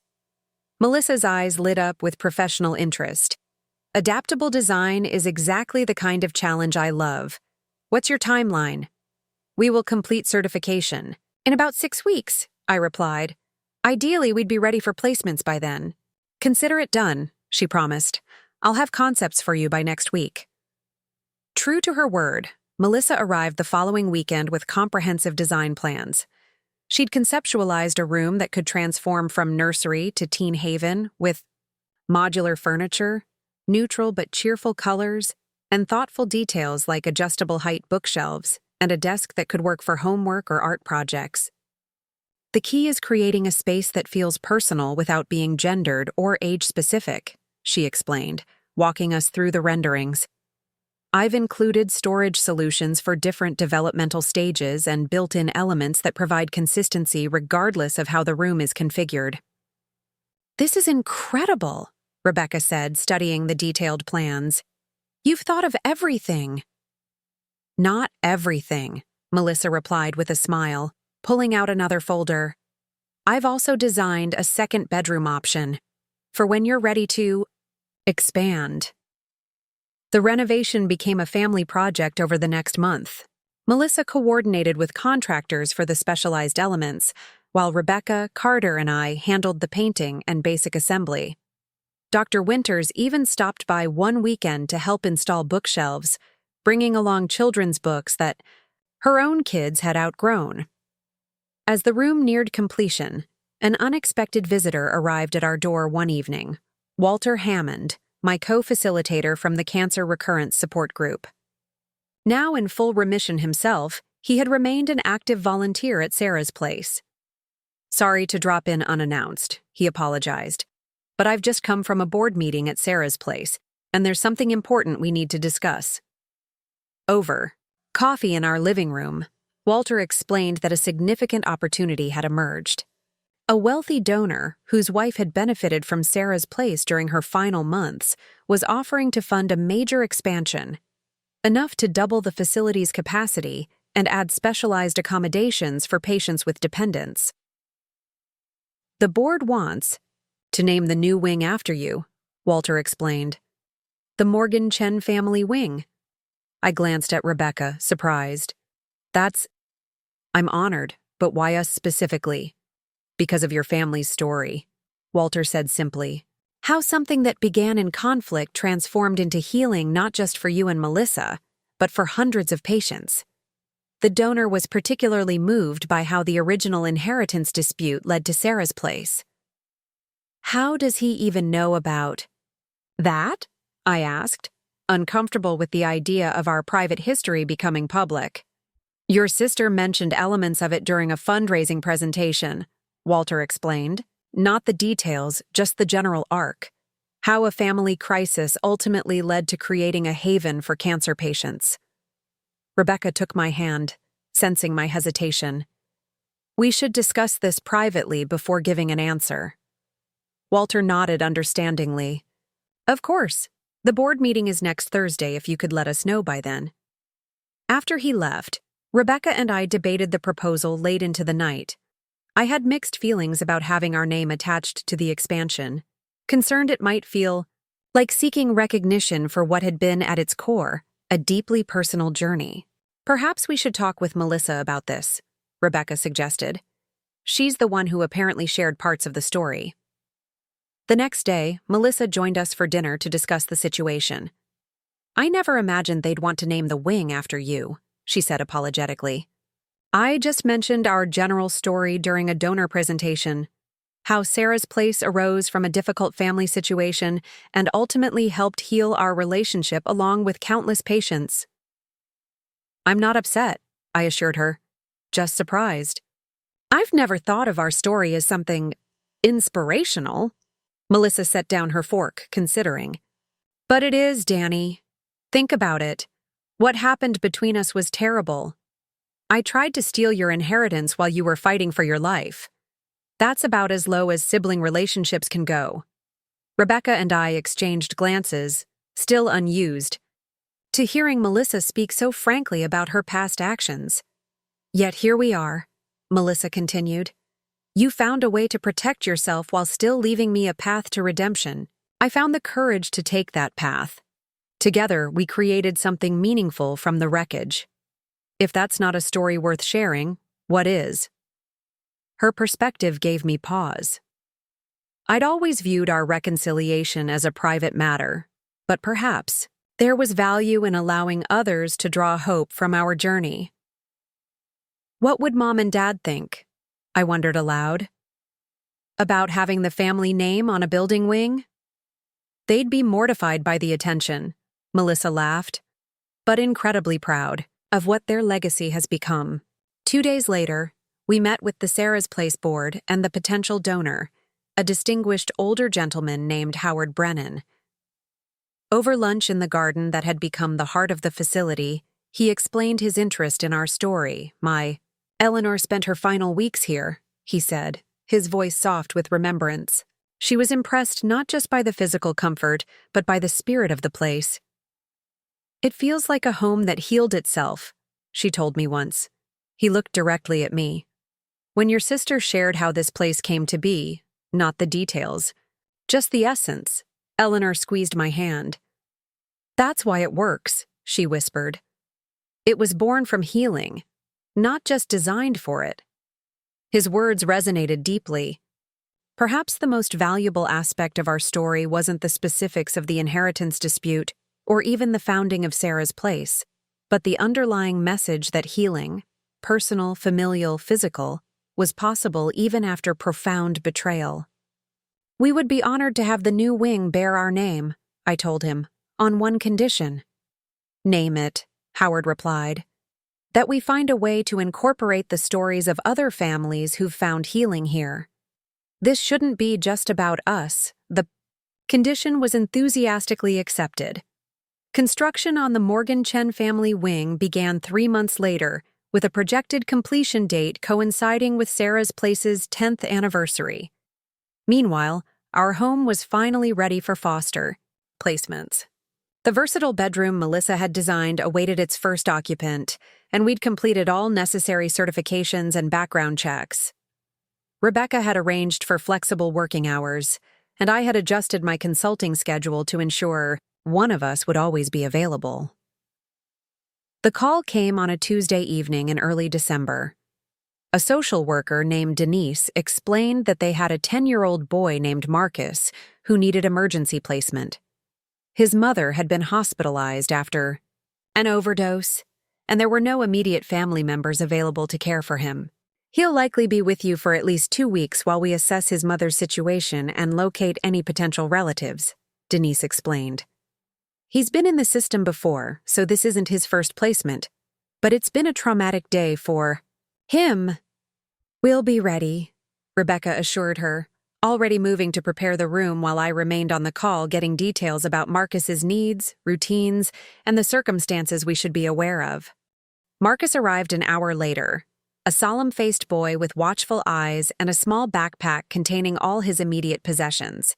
He answered our questions politely but briefly, his body language conveying wariness born from experience. You have your own room, I told him, showing him the space Melissa had designed.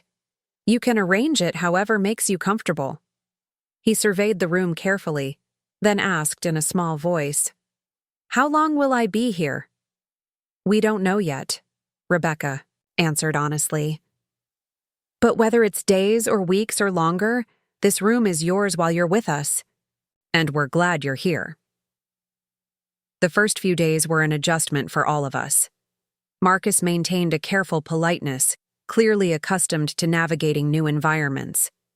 We respected his boundaries while establishing gentle routines, meals, together, a bedtime ritual of hot chocolate and reading, weekend board games that gradually coaxed small smiles from him. A week into his stay, Melissa came for dinner, bringing a hand-carved wooden puzzle box she'd found at a craft fair.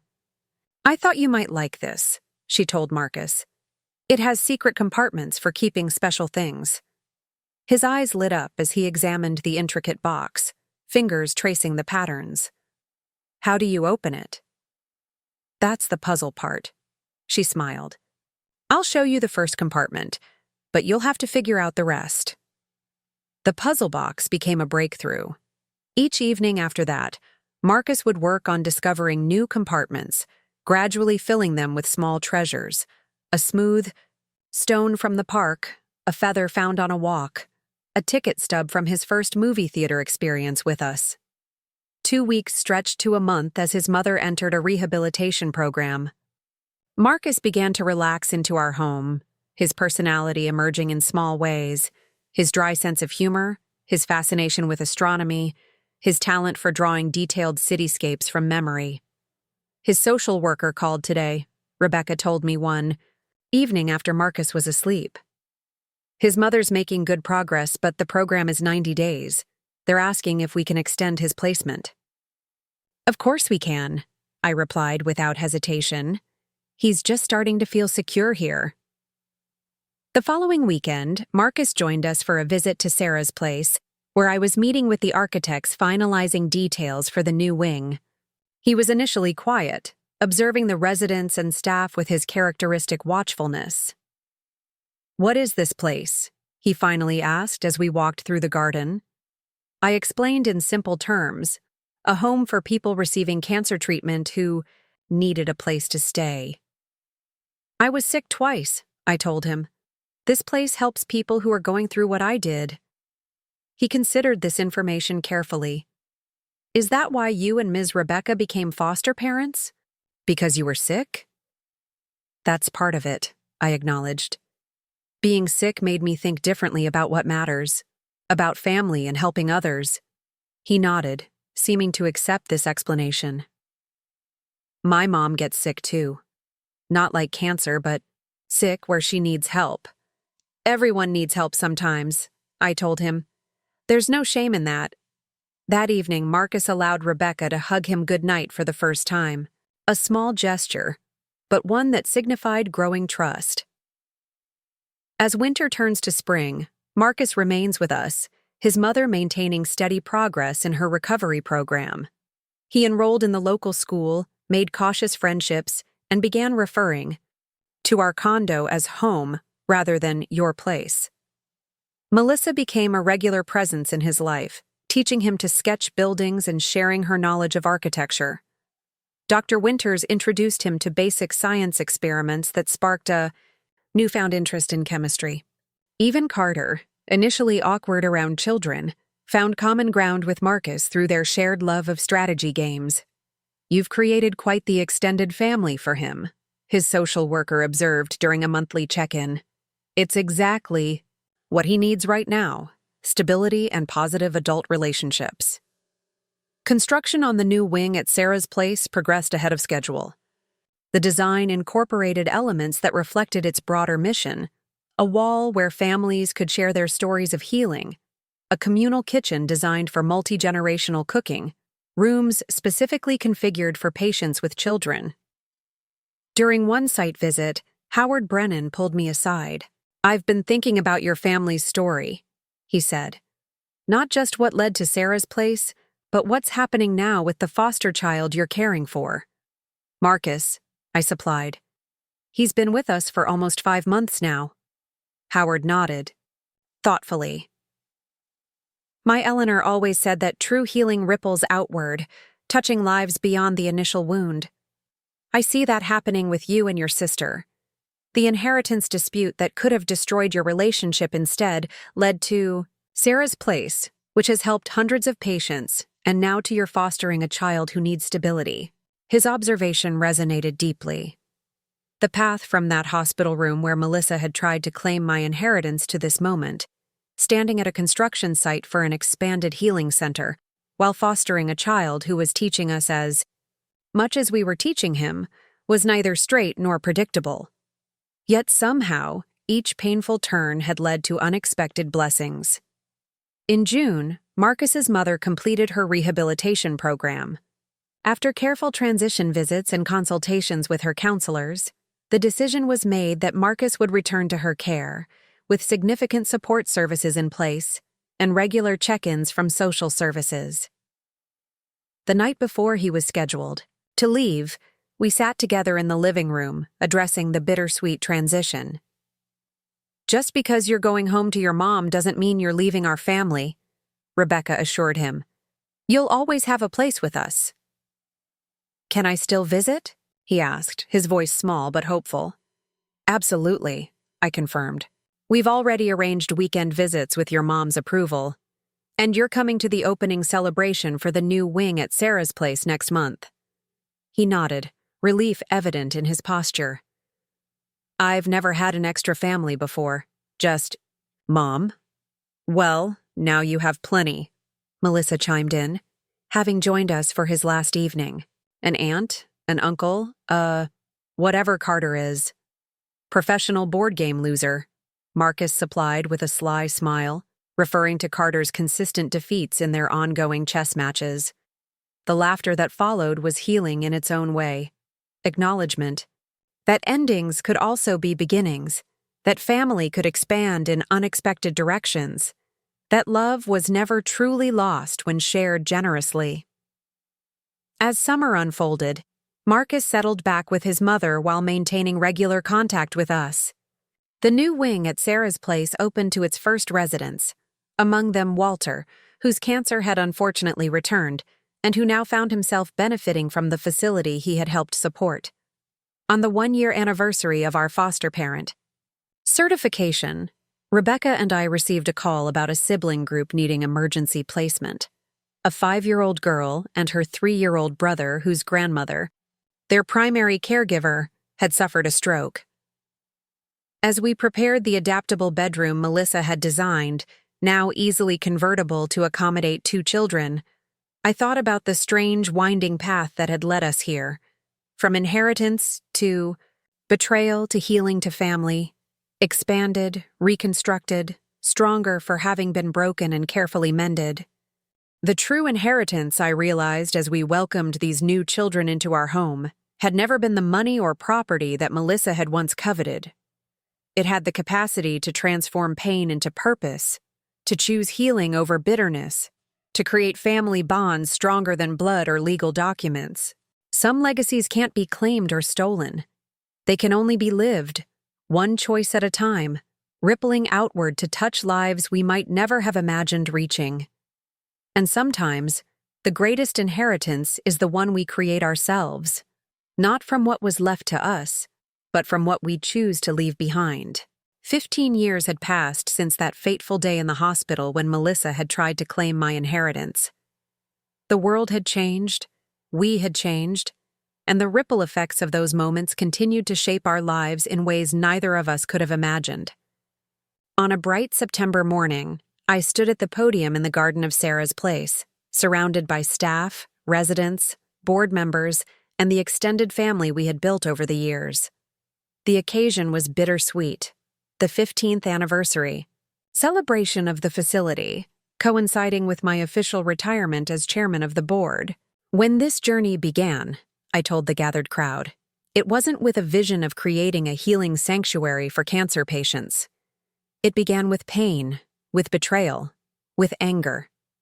Sometimes the most beautiful destinations aren't the ones we set out to reach, but the ones we discover when our original plans fall apart. From my vantage point, I could see Rebecca in the front row, her hair now streaked with elegant silver, her smile as warm and steadfast as it had been throughout our 20 years together. Beside her sat Melissa, now a renowned healthcare space designer whose work had transformed treatment facilities across the country. At 63, she carried herself with a quiet confidence that had replaced the desperate striving of her younger years. Scattered throughout the audience were faces that told the story of our journey. Marcus, now 25 and completing his medical residency, inspired by the doctors who had treated me.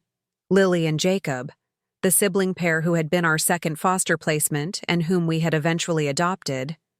Walter's widow, Elaine, who had continued his volunteer work after his passing, and dozens of former residents who had found healing within these walls.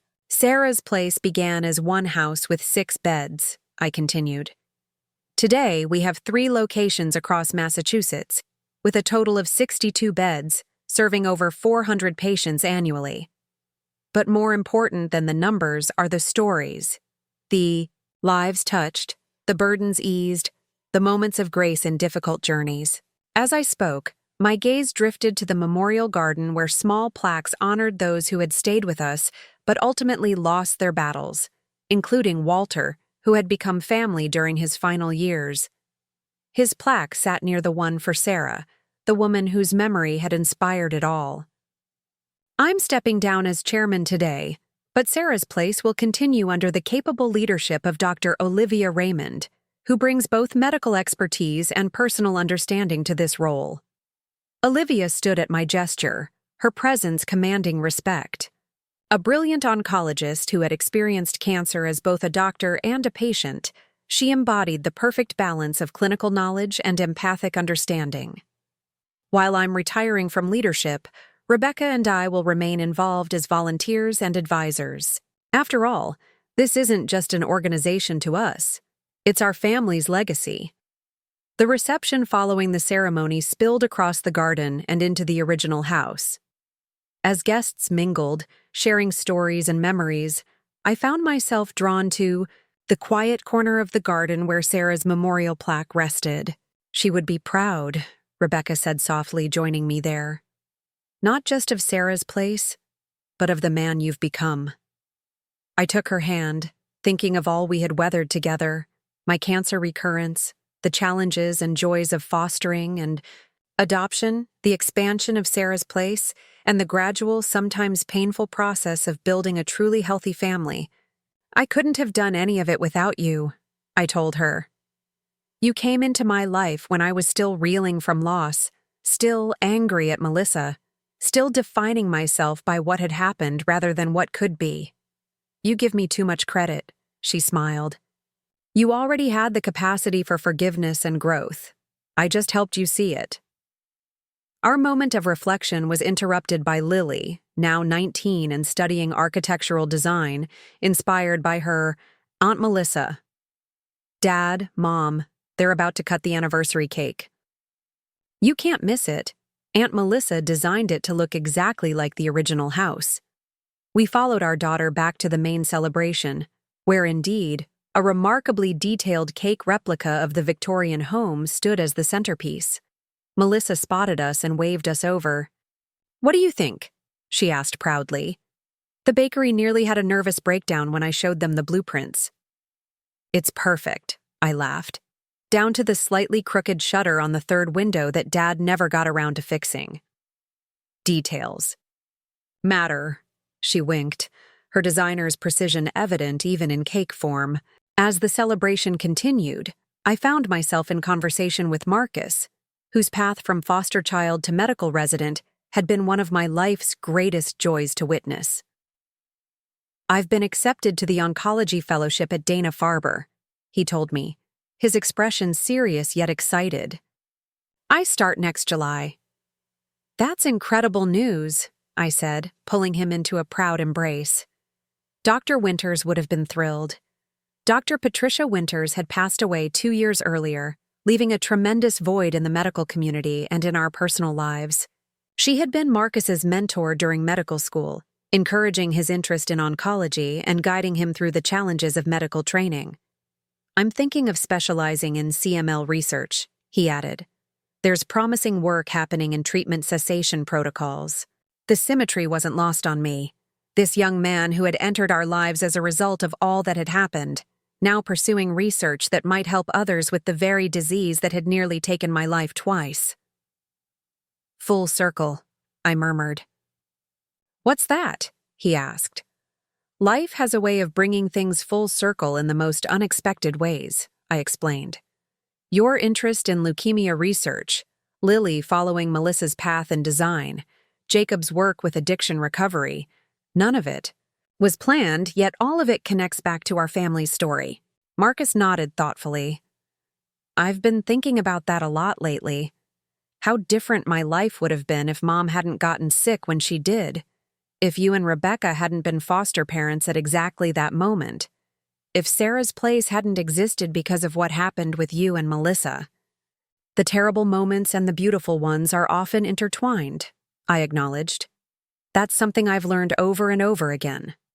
A small commotion near the entrance drew our attention. An elderly couple had arrived, the woman in a wheelchair pushed by her husband.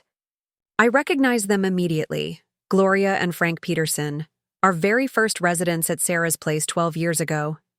Gloria had been diagnosed with stage IV pancreatic cancer and given months to live. After treatment at Sarah's place and participation in an experimental immunotherapy trial we'd helped connect her with, she had defied all odds and survived. "We couldn't miss your retirement celebration," Gloria called out as I approached. "You gave us hope when no one else would." I knelt beside her wheelchair, genuinely moved by their presence. "You gave us hope too. Your recovery was what convinced the board to expand our partnership with clinical trials." Frank clasped my hand firmly. 12 years we wouldn't have had. Together. That's what this place gave us. Their arrival prompted a spontaneous gathering of other former residents and their families, a living testament to the impact of Sarah's place.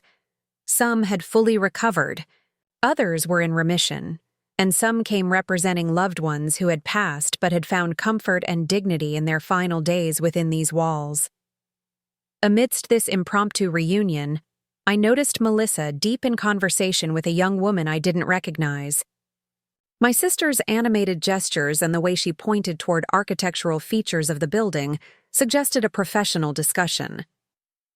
Later, Melissa introduced me to her companion.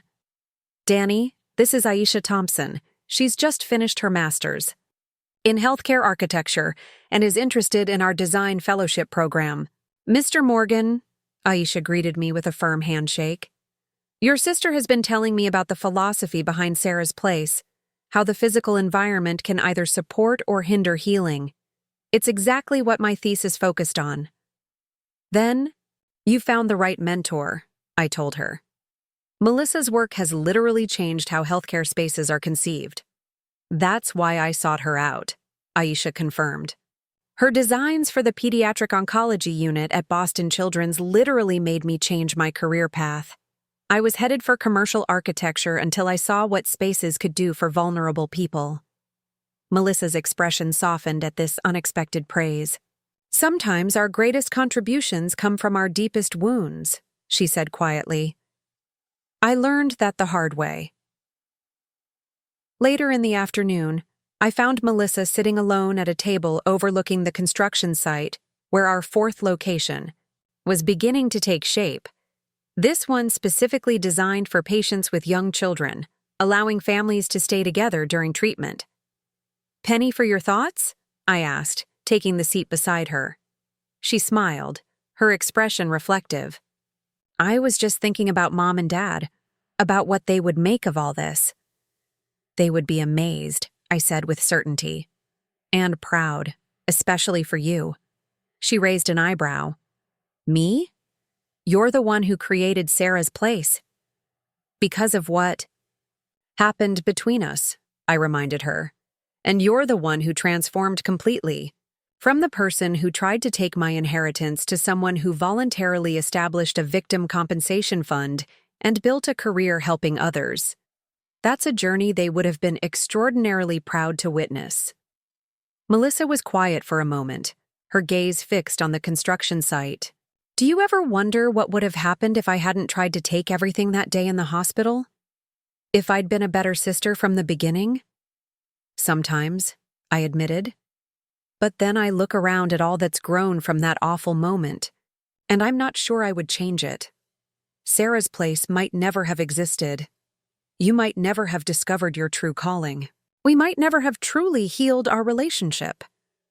Strange how things work out, she mused. The worst decision of my life somehow led to the best version of myself. A comfortable silence fell between us, the kind only possible between people who have traversed the landscape of both conflict and reconciliation. Remember Jason? She asked suddenly. The name conjured faint memories of her manipulative ex-husband who had encouraged her worst impulses. Vaguely. What about him? He was released from prison last year, she said.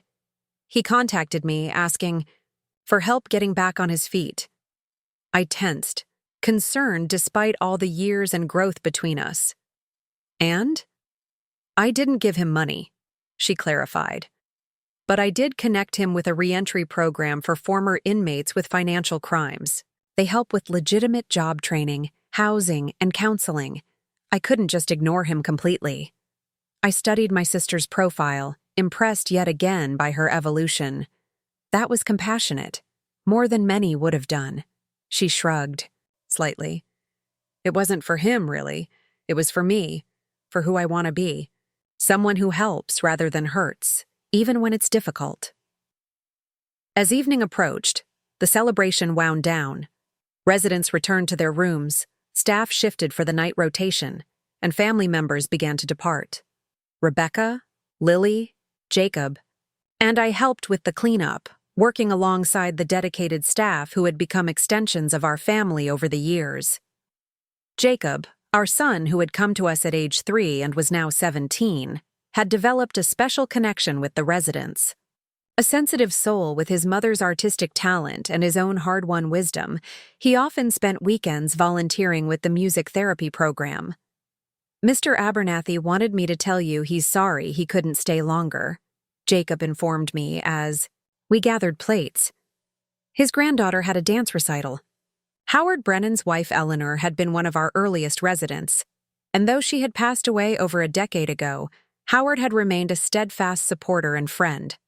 Now in his 80s, he divided his time between philanthropy and his growing number of grandchildren and great-grandchildren. I'll call him tomorrow, I promised. Did you play the new composition for him? Jacob nodded, a shy smile crossing his face. He said it reminded him of Eleanor. That's a good thing, right? That's a very good thing, I assured him, touched by his sensitivity. As we finished clearing the last tables, Dr. Olivia Raymond approached with a thick binder. I hate to talk business on your retirement day, she apologized, but there's something I wanted to show you before it goes to the board next week. She opened the binder to reveal architectural plans labeled Sarah's Place, Baltimore Initiative. We've secured preliminary funding to expand beyond Massachusetts, she explained. The Brennan Foundation has pledged seed money, and 3 hospital systems in Maryland have expressed interest in partnership arrangements similar to our Dana-Farber collaboration. I paged through the detailed plans, momentarily speechless. This is substantial. Interstate expansion wasn't even on our 5-year plan. It wasn't, Olivia agreed, but the documentary about Sarah's Place that PBS aired last year generated unexpected interest. We've had inquiries from healthcare systems in 14 states. The documentary had been a surprise in itself. What began as a small local feature about innovative patient care had evolved into an award-winning exploration of healing spaces and the power of personal transformation. Rebecca, Melissa, and I had been reluctant participants initially, uncomfortable with sharing our private history, but the producer had convinced us that the story might inspire similar initiatives elsewhere. Have you discussed this with Melissa? I asked, noting architectural elements that clearly reflected her design philosophy.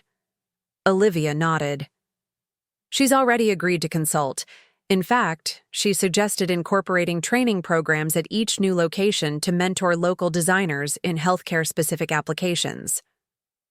Always thinking ahead, I murmured, oddly moved by this evidence of my sister's commitment to extending our work beyond her direct involvement.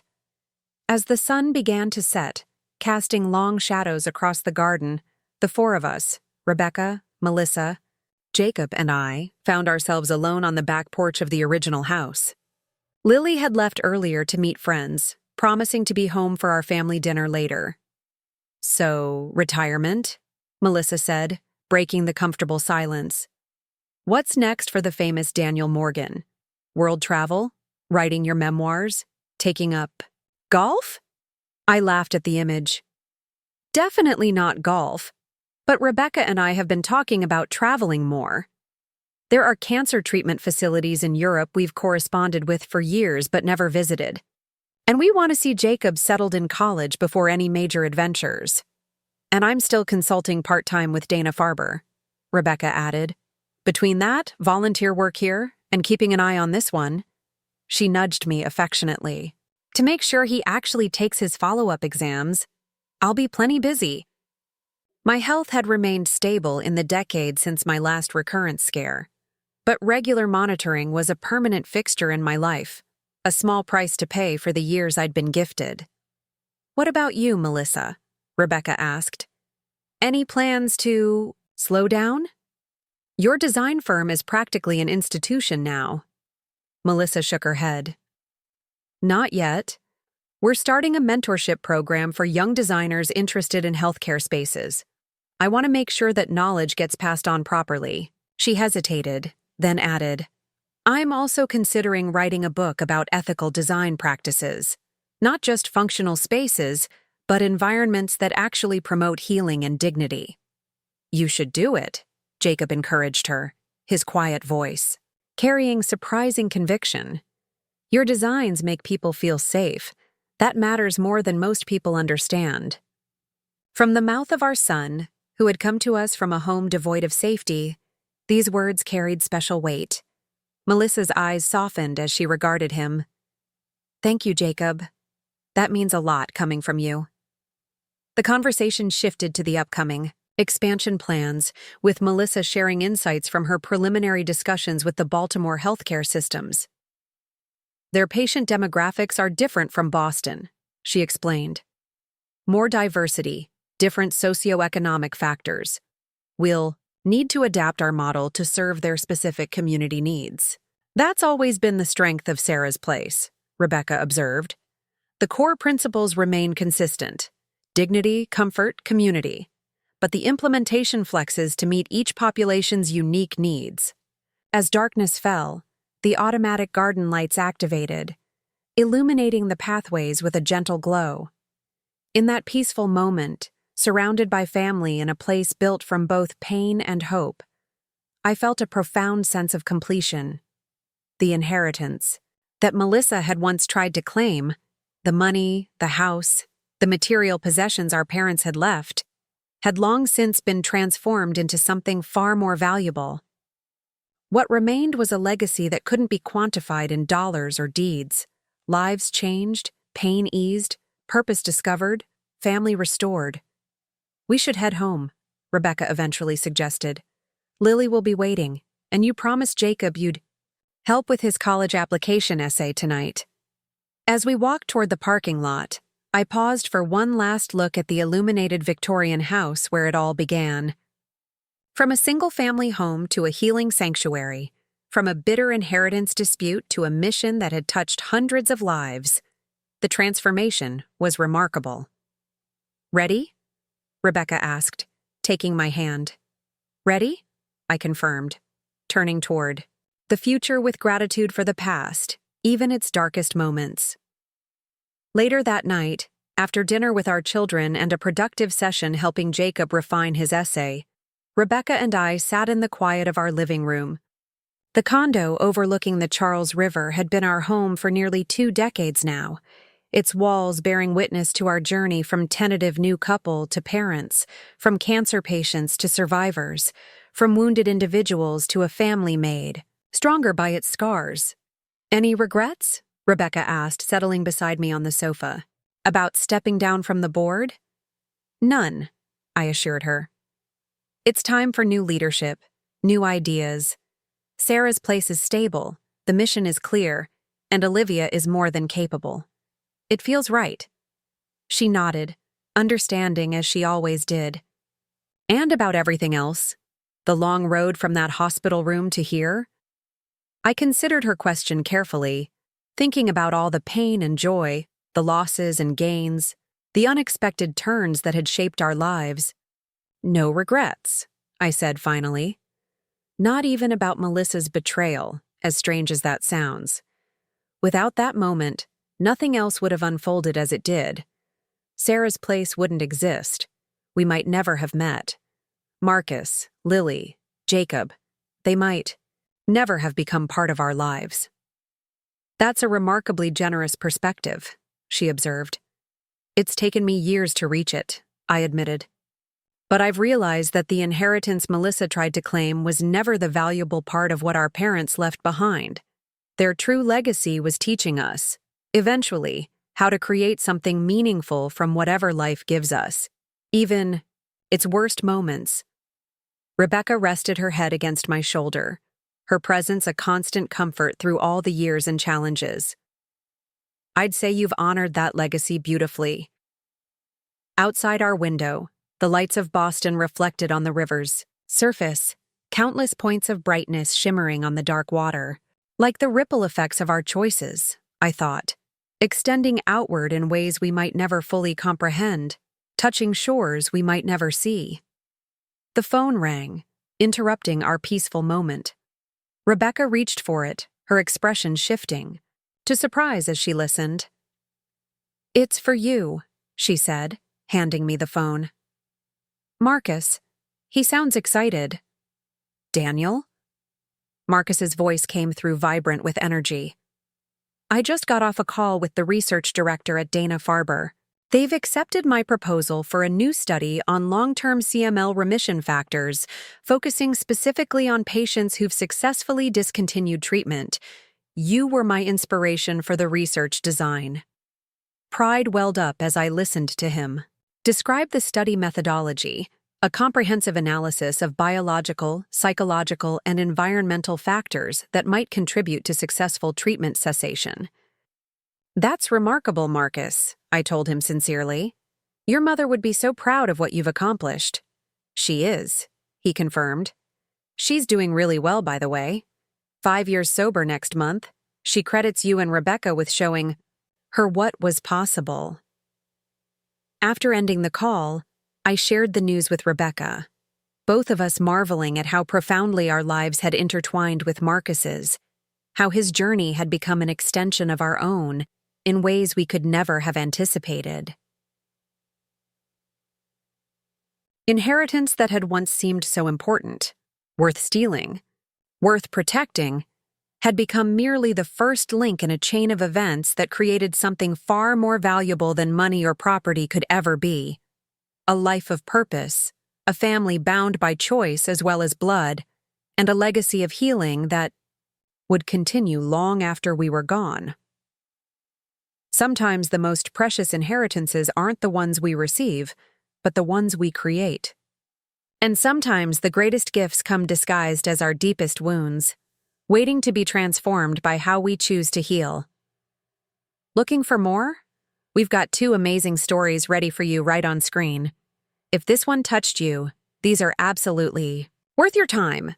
Click to watch them now. And hey, subscribe and hit that bell to never miss our latest uploads.